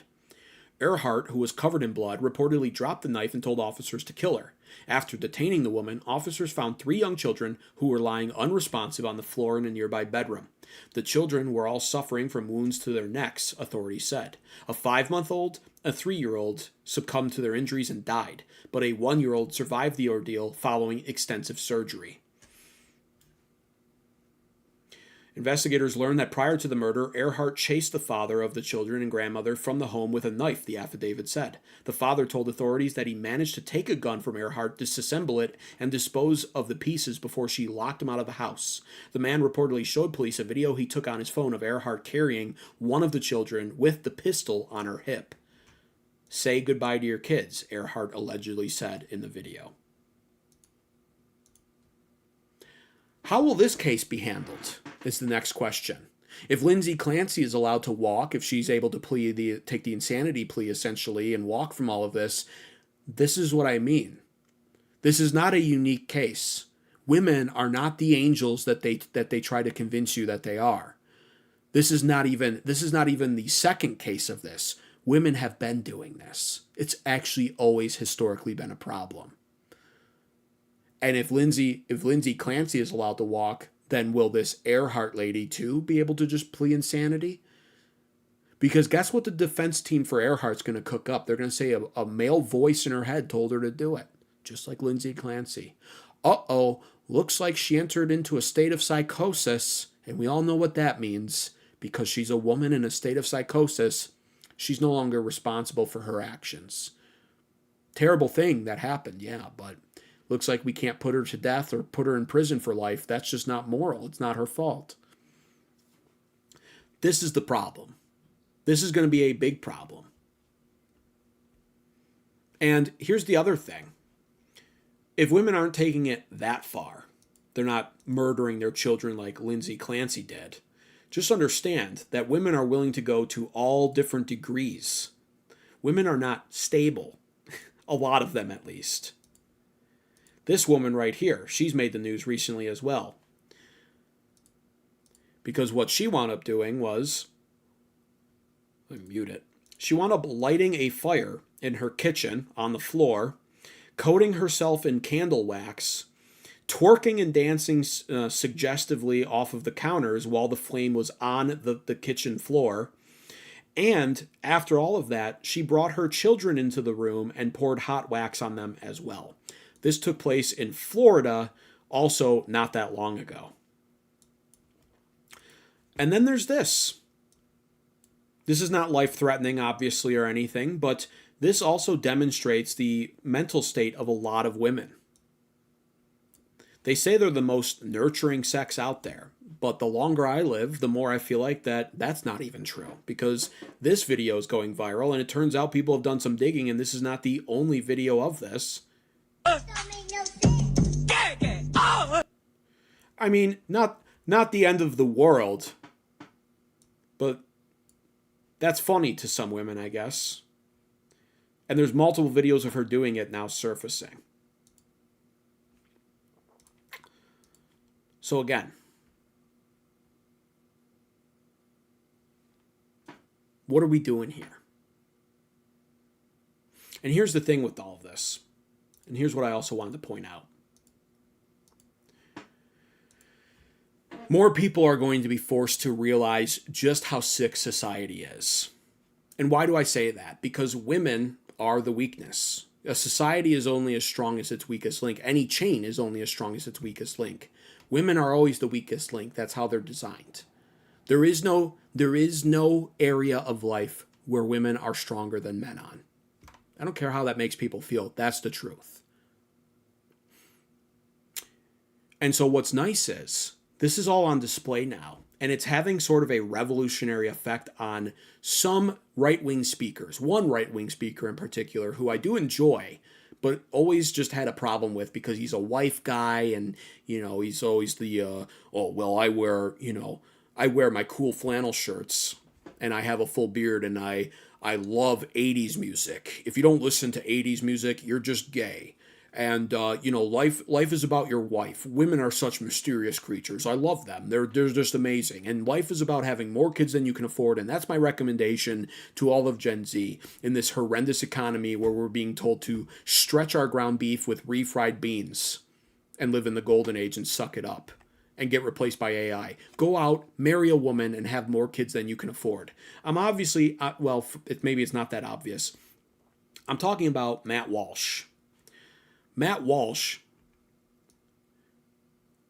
had this to say on Twitter. in regards to all of this. He was speaking on the fact that these women in these pink shirts showing up outside the courthouse and supporting her have managed to raise almost $1 million in support for Lindsay Clancy. And he says, unspeakably evil. This whole thing has been eye-opening in the worst ways. I'll never be able to unsee thousands of women rallying to the defense of a demon who strangled her child to death. One of the darkest things I've ever seen in my life. Between this and the Carmelo Anthony fundraiser, we are getting a glimpse into this kind of cultural rot that cannot be easily waved away. And it is about time. It's about time that Matt Walsh finally recognizes just how bad it is for young men out there. The advice of get married young and have more kids than you can afford. Though that actually in some ways fixes the GDP and long-term health of a country, a lot of these older guys can't actually understand the true plight of young men in the 2026 dating markets or in society in general. Matt Walsh was one of them, and this is certainly an eye-opening experience for him. What I also want to highlight too, though, is that unfortunately, though Matt Walsh has seemingly woken up from this, we're seeing other right-wing figures say stuff a little differently here. Because, of course, even on the right-wing side of the aisle, the women are still deflecting, looking for excuses, taking the soft and gentle approach. Lila Rose, she's really annoying. I can barely stand her. I don't even really watch her. Lindsay Clancy reportedly sought help repeatedly before the deaths of her children. That should haunt us. When a mother is clearly deteriorating, our healthcare system cannot afford to simply move her from appointment to appointment without asking whether the treatment is actually working. And then Tommy Lauren, who's been kind of based lately, a little critical of Trump and the golden age and the economy, a little bit on Gen Z's side. Well, she's noticing all the blowback. And this is what you have to understand about women. I'm going to explain this in a second. She says, I know a lot of Republicans don't want to hear this, but the right is on the verge of making the same mistake with young women that the left did with young men. I know some of these women are fun to mock, and I get it, and I do it too. But we have to be better if we want to bring them over to our side. If we totally alienate young women, we will not win elections. We have to find a way to appeal to them, she says. Why is she saying that now? It's because of the Lindsay Clancy case. What is she advocating for in actuality in a tweet like that? Let me just pull that tweet up right now on the screen here. What is she advocating for in a tweet like this? She's literally saying we must appeal to women despite their disgusting attitudes and actions. She's saying maybe we shouldn't criticize Lindsay Clancy so much. She did a terrible thing, but let's try to just sweep that under the rug as fast as possible. It turns off too many potential female voters, she says. I know some of these women are fun to mock, but we have to do better. Really? That's the opposite prognosis that I have for what's going on here. And that leads me to my main and final point in all of this. First of all, we are living in what I would refer to as a gynocentric society. It's a borderline matriarchy. The patriarchy can take back control anytime it wants. That's the nature of the patriarchy. It is the actual strength, but it's been suppressed. The patriarchy has been suppressed intentionally for decades. Feminism was ushered in to accomplish that. We're now seeing the final results in feminism. Women murder their children and they're celebrated for it by other women. They're literally lionized and made into a hero and worshipped. A cult is being formed around Lindsay Clancy because she murdered her children. And for the ones that don't embrace the cult, some of them are taking to the internet to find any means necessary to blame the husband, whether blaming him for not being supportive enough or outright accusing him of killing his own children and framing his wife for it. This is what feminism gets you. And it springs all from the lack of accountability, the pedestalization of women in our country, and weak, submissive men giving way to women and allowing them to run the show. The fathers raise their daughters, these these fathers that have 5 daughters and no sons. They raise all of them to be these perfect little prissy bitchy princesses who grew up spoiled, entitled, and take on a narcissistic spirit. It's all about them. They're selfish. They're psyoped by feminism. They're raised spoiled by their fathers, and they grow up. They don't submit to a husband. They don't even find a husband. They abhor the idea of becoming a mother. They think it's slavery. They wind up despising children as a result, which leads to them finding it funny to torment a baby, a newborn, by splashing cold water on its face multiple times and laughing over it. They worship abortion. Feminism destroys society. It's not the men that support any of this. Men don't support abortion. Women do. Women, 70% almost of women, I think it's actually 70% exactly, support abortion. I believe it's 60% support abortion in any stage, even the 3rd trimester, late stage. It's women who support open borders immigration that's destroying our country. Over 60% of women support that. It's women who supported the rise of sodomy that deteriorates normal relationships in our society and is a plague and curse on this land. It's women who supported transgenderism. Over 50% of women supported men playing in women's sports. It's all the women.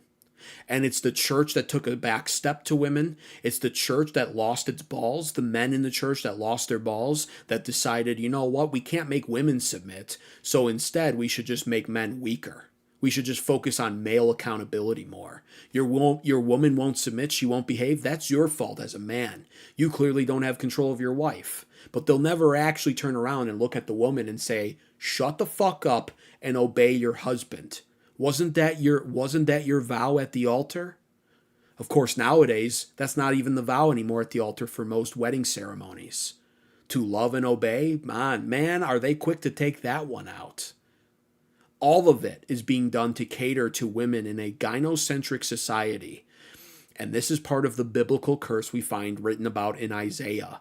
When a land is cursed, it is flooded by third world immigrants, and it is ruled over by women in positions of power. And all of the women instinctually stick together because it's part of their social nature to do so. Let me make sure I'm saying this right. Ostracizing women, that when a woman is ostracized, that is perhaps her greatest fear. Let me say it that way. Because they are herd mentality people. Because they don't have the physical strength of a woman, their psychology is different. Safety is in numbers, and those numbers are more readily found amongst other women. They can't get along with each other forever. They wind up hating each other almost always, but they also need each other. So they're very differently focused on different social aspects. So ostracizing them is the biggest threat. So instinctually, many of them will come together almost always to defend each other in the matriarchy. That's why even Tomi Lahren is saying this. Tomi Lahren is literally basically, without saying it because she's a conservative, she crafts together this tweet. Again, look at it. She crafts together this tweet. I know Republicans don't want to hear this, but the right is on the verge of making the same mistake with young women that the left did with young men. I know some of these women are fun to mock, and I get it, and I do it too. But we do have to be better if we want to bring them over to our side. If we totally alienate young women, we won't win elections. We have to find a way to appeal to them. She even goes on to say, by the way, making fun of girl bosses and telling women they shouldn't value their careers too much might make for some fun podcast banter, but it's alienating and pissing off a lot of otherwise conservative women. Just thought you should know. Last thing, you know who is the ultimate advocate for girl bosses? Donald J. Trump, she says. And I responded to that. I said, yes, he is. And look how that administration is going. Kristi Noem fired for spending as much money as Marvel Studios did to make Avengers in 2012. Only Kristi Noem took that money and got all dolled up on a horse outside of Mount Rushmore for a commercial where she tells illegal aliens to go back home. Pam Bondi spent more time on Fox News after getting dolled up making empty vain threats against the Epstein class and Deep State than she did actually getting anything done. She was fired. Susie Wiles strictly controls who has access to President Trump and his administration and is careful to ensure that he doesn't directly hear anything in person from someone that would hurt his feelings because it criticizes his very obvious poor decisions lately. Brooke Rollins, Secretary of Agriculture, yet to be fired, probably won't be, and behind the scenes has been begging Trump to take it easy on the farmers when it comes to actual internal removals of illegal aliens, since the farmers rely on being able to severely underpay them in order to cut costs and increase their profit margins.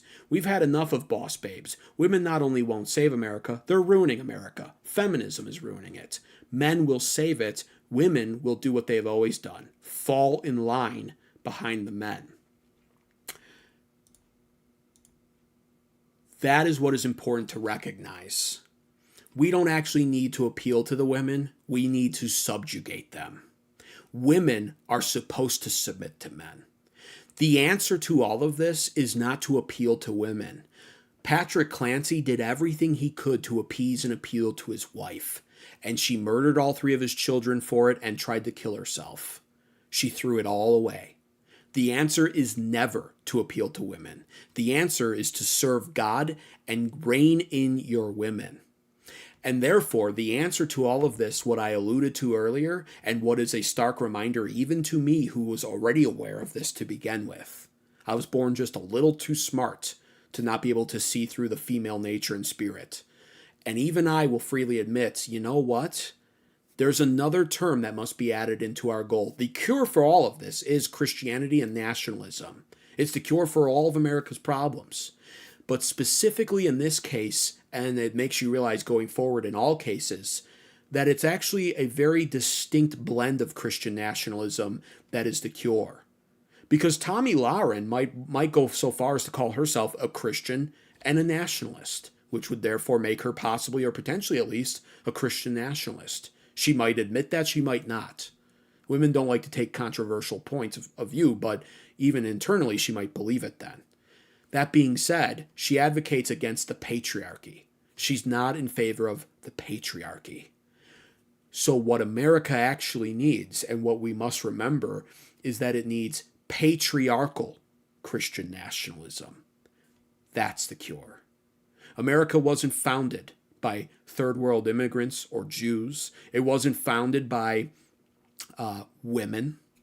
It was founded by white Christian men. They came here and they founded this nation. They fought for its independence and freedom, and they've maintained it ever since. They built this society. They built our cities. The women, they managed the home. And in doing so, they raise the generations that rise up and continue on in the legacy of the nation. And it is an important role. But women have been allowed to massively overstep that role. And we're in the gynocentric society now, where they are dictating to the men what you can and can't say, what you should or shouldn't do. And at the end of the day, the end result is always the same. It's still your fault no matter what. And men have become so prioritized with women that they're not focused on anything else. And now men aren't even getting the women because hypergamy is set in and social media has magnified it, so relationships don't last, and wealthy guys in Dubai fly these women out, or at least they used to before the Iran war. So you're being outbid for the women, and the society is entirely collapsing. The answer to this is patriarchal Christian nationalism. And under such a patriarchy, that is where we find the cure. Because recognize this: rationalizing or reasoning with women is a futile task. They're not logical or reasonable. They're just emotional. And not only are they emotional, but they're more than ever on SSRIs and Xanax and the insane amount of birth control that they're taking. They drink wine throughout the day. They go out and party every weekend. They're couch rotting when they're not doing that, and they're filling their head with true crime podcasts, obsessing over murders and death. And an umbrella over all of that is that they've been hopelessly or almost hopelessly psyoped by feminism. So this is what you get. You get women like this. This is the latest therapy recommendation on display going viral by women who apparently get mad at their kids or at their husband or boyfriend or their current situation. This is what they resort to doing.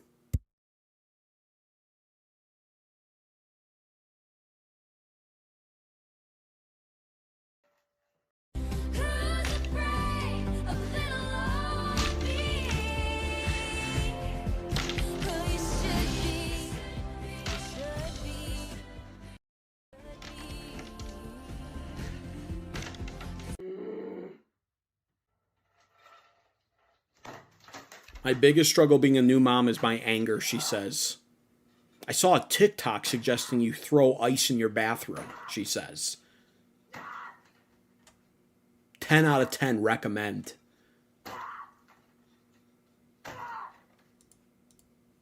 There's more. Here's some more ice throwing. Postpartum rage got the best of me today, she says. Now remember, they have to premeditate this situation and conceive of it in their heads. They then have to go in their bathroom. They have to grab the ice, go in their bathroom, set up their phone, make sure it's at a good angle, probably test record it, and then they have to work themselves up into a fit and start crying and screaming.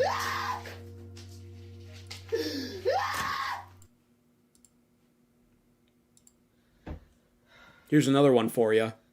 I think it's the same girl who was throwing ice in the bathroom 2 clips ago.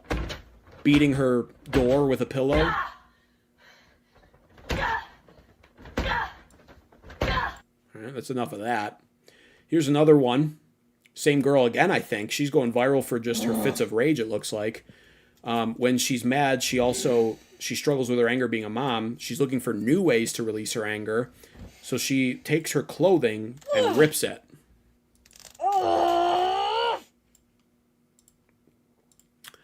Here's the harsh reality for men.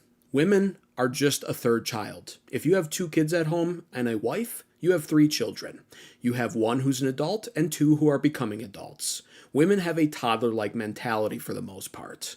They don't understand the world the same way men do. They rip their clothing online for views and to release anger. That's what a toddler would do. They throw ice at the bathtub in the bathroom and scream in a fit of rage. That's a temper tantrum that you would expect from a 7-year-old. This is the reality. This is what men are dealing with now, and the counter to it is the patriarchy, because the patriarchy comes in and it enters with logic, not emotions. We come in, and the patriarchy comes in, and it enters with true discipline. Because here's the actual problem with all of this. The patriarchy is discipline, but feminists have instilled the notion over the years of not judging. Don't shame anybody.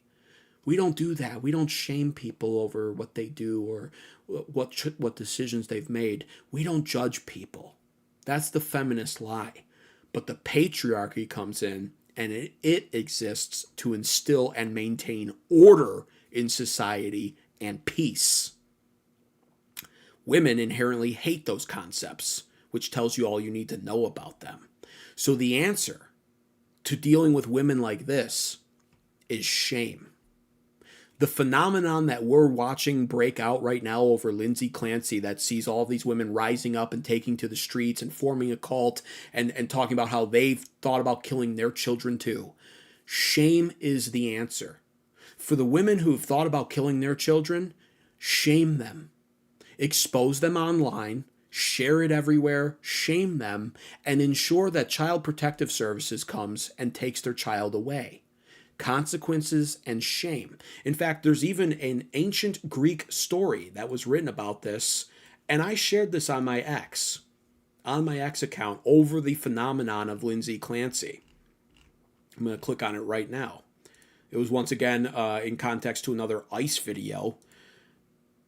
But this is what I had to say. This is the Greek story from 277 BC, the Greek city of Miletus, or Miletus, however you say it. I think you'd say it Miletus. 277 BC, the Greek city of Miletus witnesses a young girl in early adulthood commit suicide. The city mourns the tragedy, but the women of the city take note of something else throughout it all. They take note of the level of attention the girl received for killing herself. This leads to a new epidemic in the city of young girls committing suicide for attention. The problem continued to persist until a solution was finally presented. Was that solution asking the young women of the town if they're okay?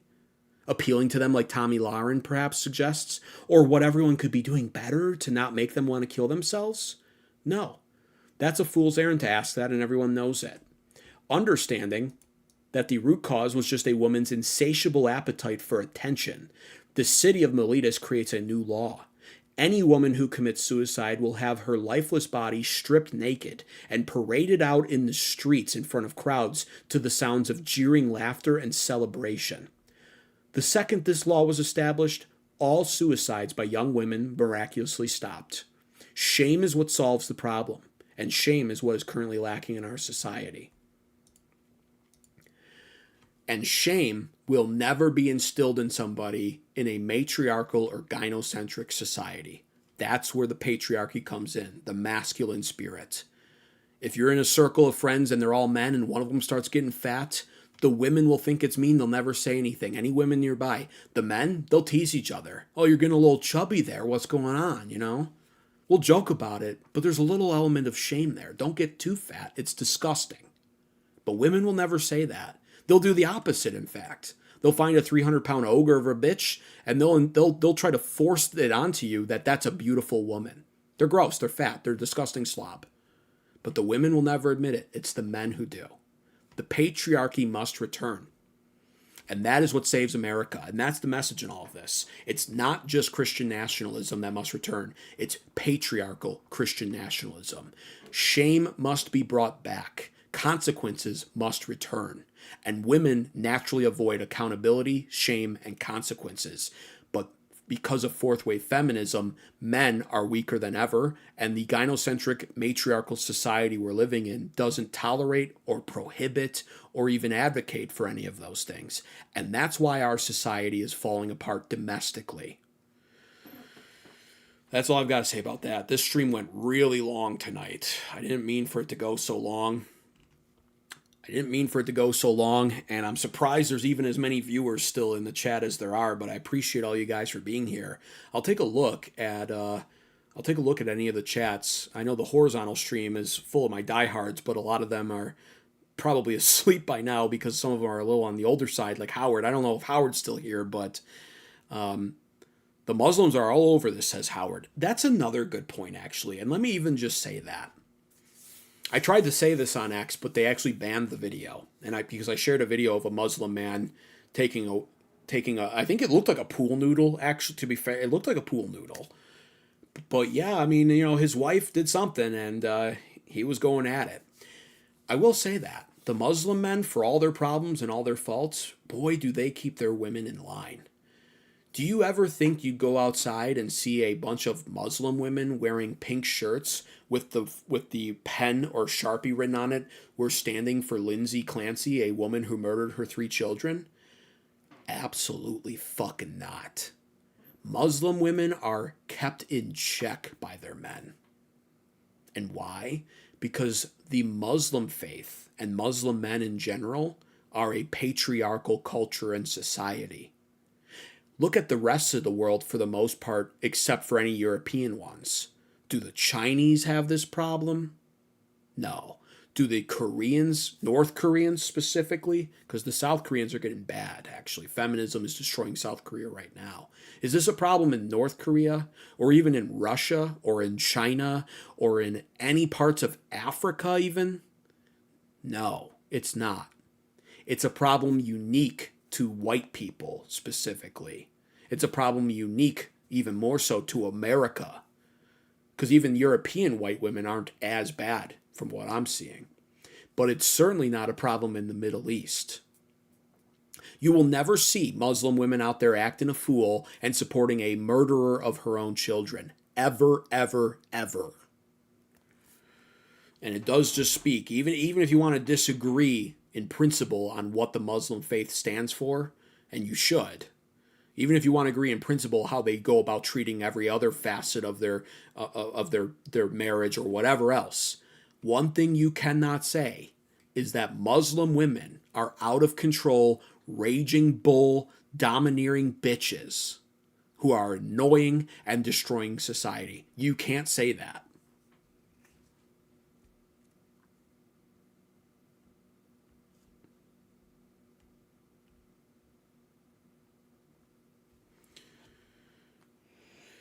All right.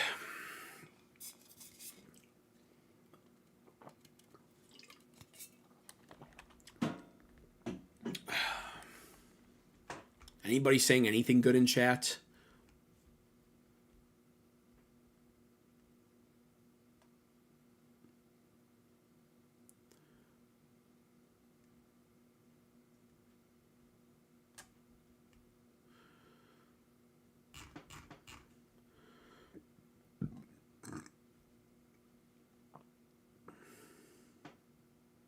Upland 77 says, okay, you're right. See, that's the kind of chat I'm looking for. Evangelicals are destroying this country. Well, and I'm a Protestant Christian. I'm a Protestant. But yeah, it is a shame. Protestantism is responsible, essentially, for forming America in the West. And it is sad to see what it's turned into to varying degrees. My church is pretty fucking based. The church I grew up in is pretty based. I'll give them their dues. There's church discipline that exists within it and everything else. But overall, it was completely, the Christian faith in the West has been completely dismantled and destroyed. And, this watered down, bastardized, feminized Christianity is not doing our nation a service. It's not doing its inhabitants a service. It's doing it all a disservice. The church is supposed to protect this morality, and the church has completely given way to the Jezebel spirit and submitted to women, and they're too afraid to approach women or correct women, and it's horrendous. It's all horrendous. And it's just such a very obvious problem.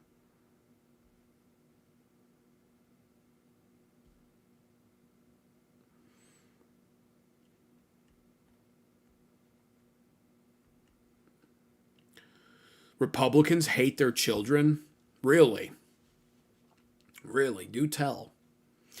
I'm seeing there's a lot of chat swine in here. For the love of God, some of you are insane. I gotta play the warning at this point with all the intellectually inferior beings.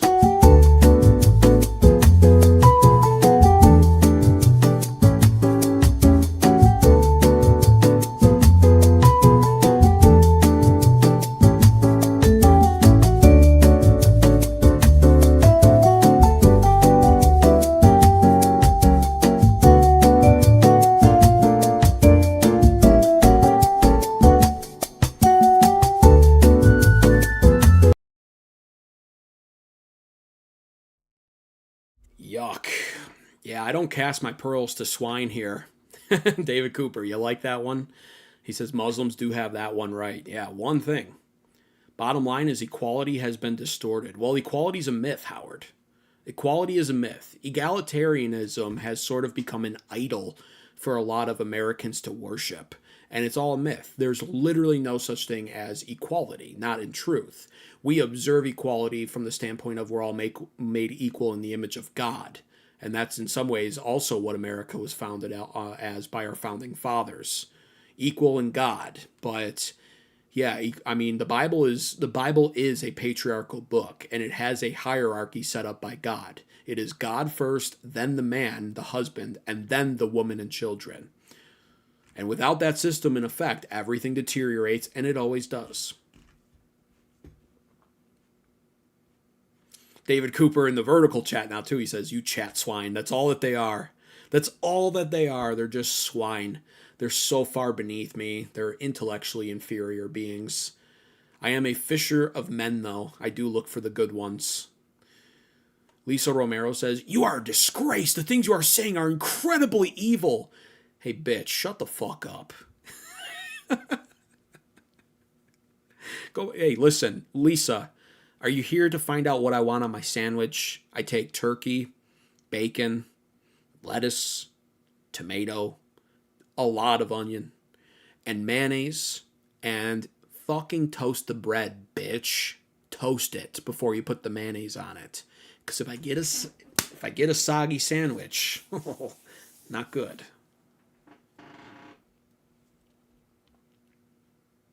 Selena Girl says a woman sent her car into a lake, killing her 2 little boys. Yep, that was not that long ago either. She then made up that some black man did it.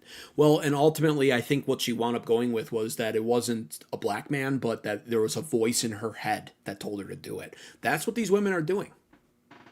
That's what it is. That's why this Clancy case is so important. She must be sentenced either to death or life in prison. I would prefer death. Lindsay Clancy should be put to death. And we got to bring back public executions. I want to see it. I want to be able to see her get killed by the government, righteously so. I want to see it. And I want a lot of other people to be able to see it, especially women.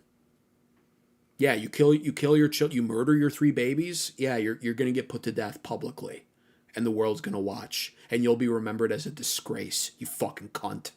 That's what I want to watch. That's what's missing. Humiliation and shame. Bring them back. That's all I've got to say about that, though, guys. Listen, I appreciate everybody who's still stuck around for this long of a stream. I usually don't go this long, stream-wise. So it's pretty cool that you guys have been around for that. If you enjoyed that, be sure to like the stream. If you haven't already, double tap your phone screens, hit the thumbs up button. It's not free to do, and it really is the least you could do while I'm dropping all kinds of wisdom and knowledge on all of you ungrateful swine and cattle and goy scum in chat. The least you could do is like the stream. You can't even afford to pay your super chat tariffs. You can't ever click that $sign below to support the channel. By the way, thank you to my super chatters tonight. Beck Fan, I know, was one of them. Michael Cox, if you're still in here, I thanked you for your super chat last night. I missed that one last night. Thank you to those. But for the rest of you poor goyim scum, double tap your phone screen or hit the thumbs up button. That's the least you could do. And if you really like the content, subscribe and turn on post notifications so you're notified every time I go live, which is most nights of the week. Other than that, though, guys, listen. Best country on earth by far. Still wouldn't want to live anywhere else. But my God, are we going to have a lot of battles ahead of us to restore it to glory and save it. And women are on the list of things that must be overcome. Restore the patriarchy. Patriarchal Christian nationalism must thrive again. And it will have to be ushered in by what will likely be predominantly white men. We gotta wake the fuck up. The demographic that everyone wants to demonize is turning out to be the only sane demographic left. White men. Carmelo Anthony kills a white guy, makes his family a fortune as all the black people come together to support and donate to him. Lindsay Clancy kills her 3 babies, and women, white women mostly, rise up almost in unanimous support, it seems, to donate what will likely be $1 million or more to her parents in order to benefit her and her case and her parents, etc. It's all insane, all of it. White Christian men founded America, and white Christian men will save it. Bring back the patriarchy, bitches. Have a great rest of your evening. I'll see you guys back here live tomorrow. Take care. There are too many minorities. Too many at my water park. Somebody do something. Where did they all come from? Why can't they leave this land alone? And it's such a tragedy. Feel bad like dying. We look the other way too long. We've got to change our priorities and get all these minorities out of my water park.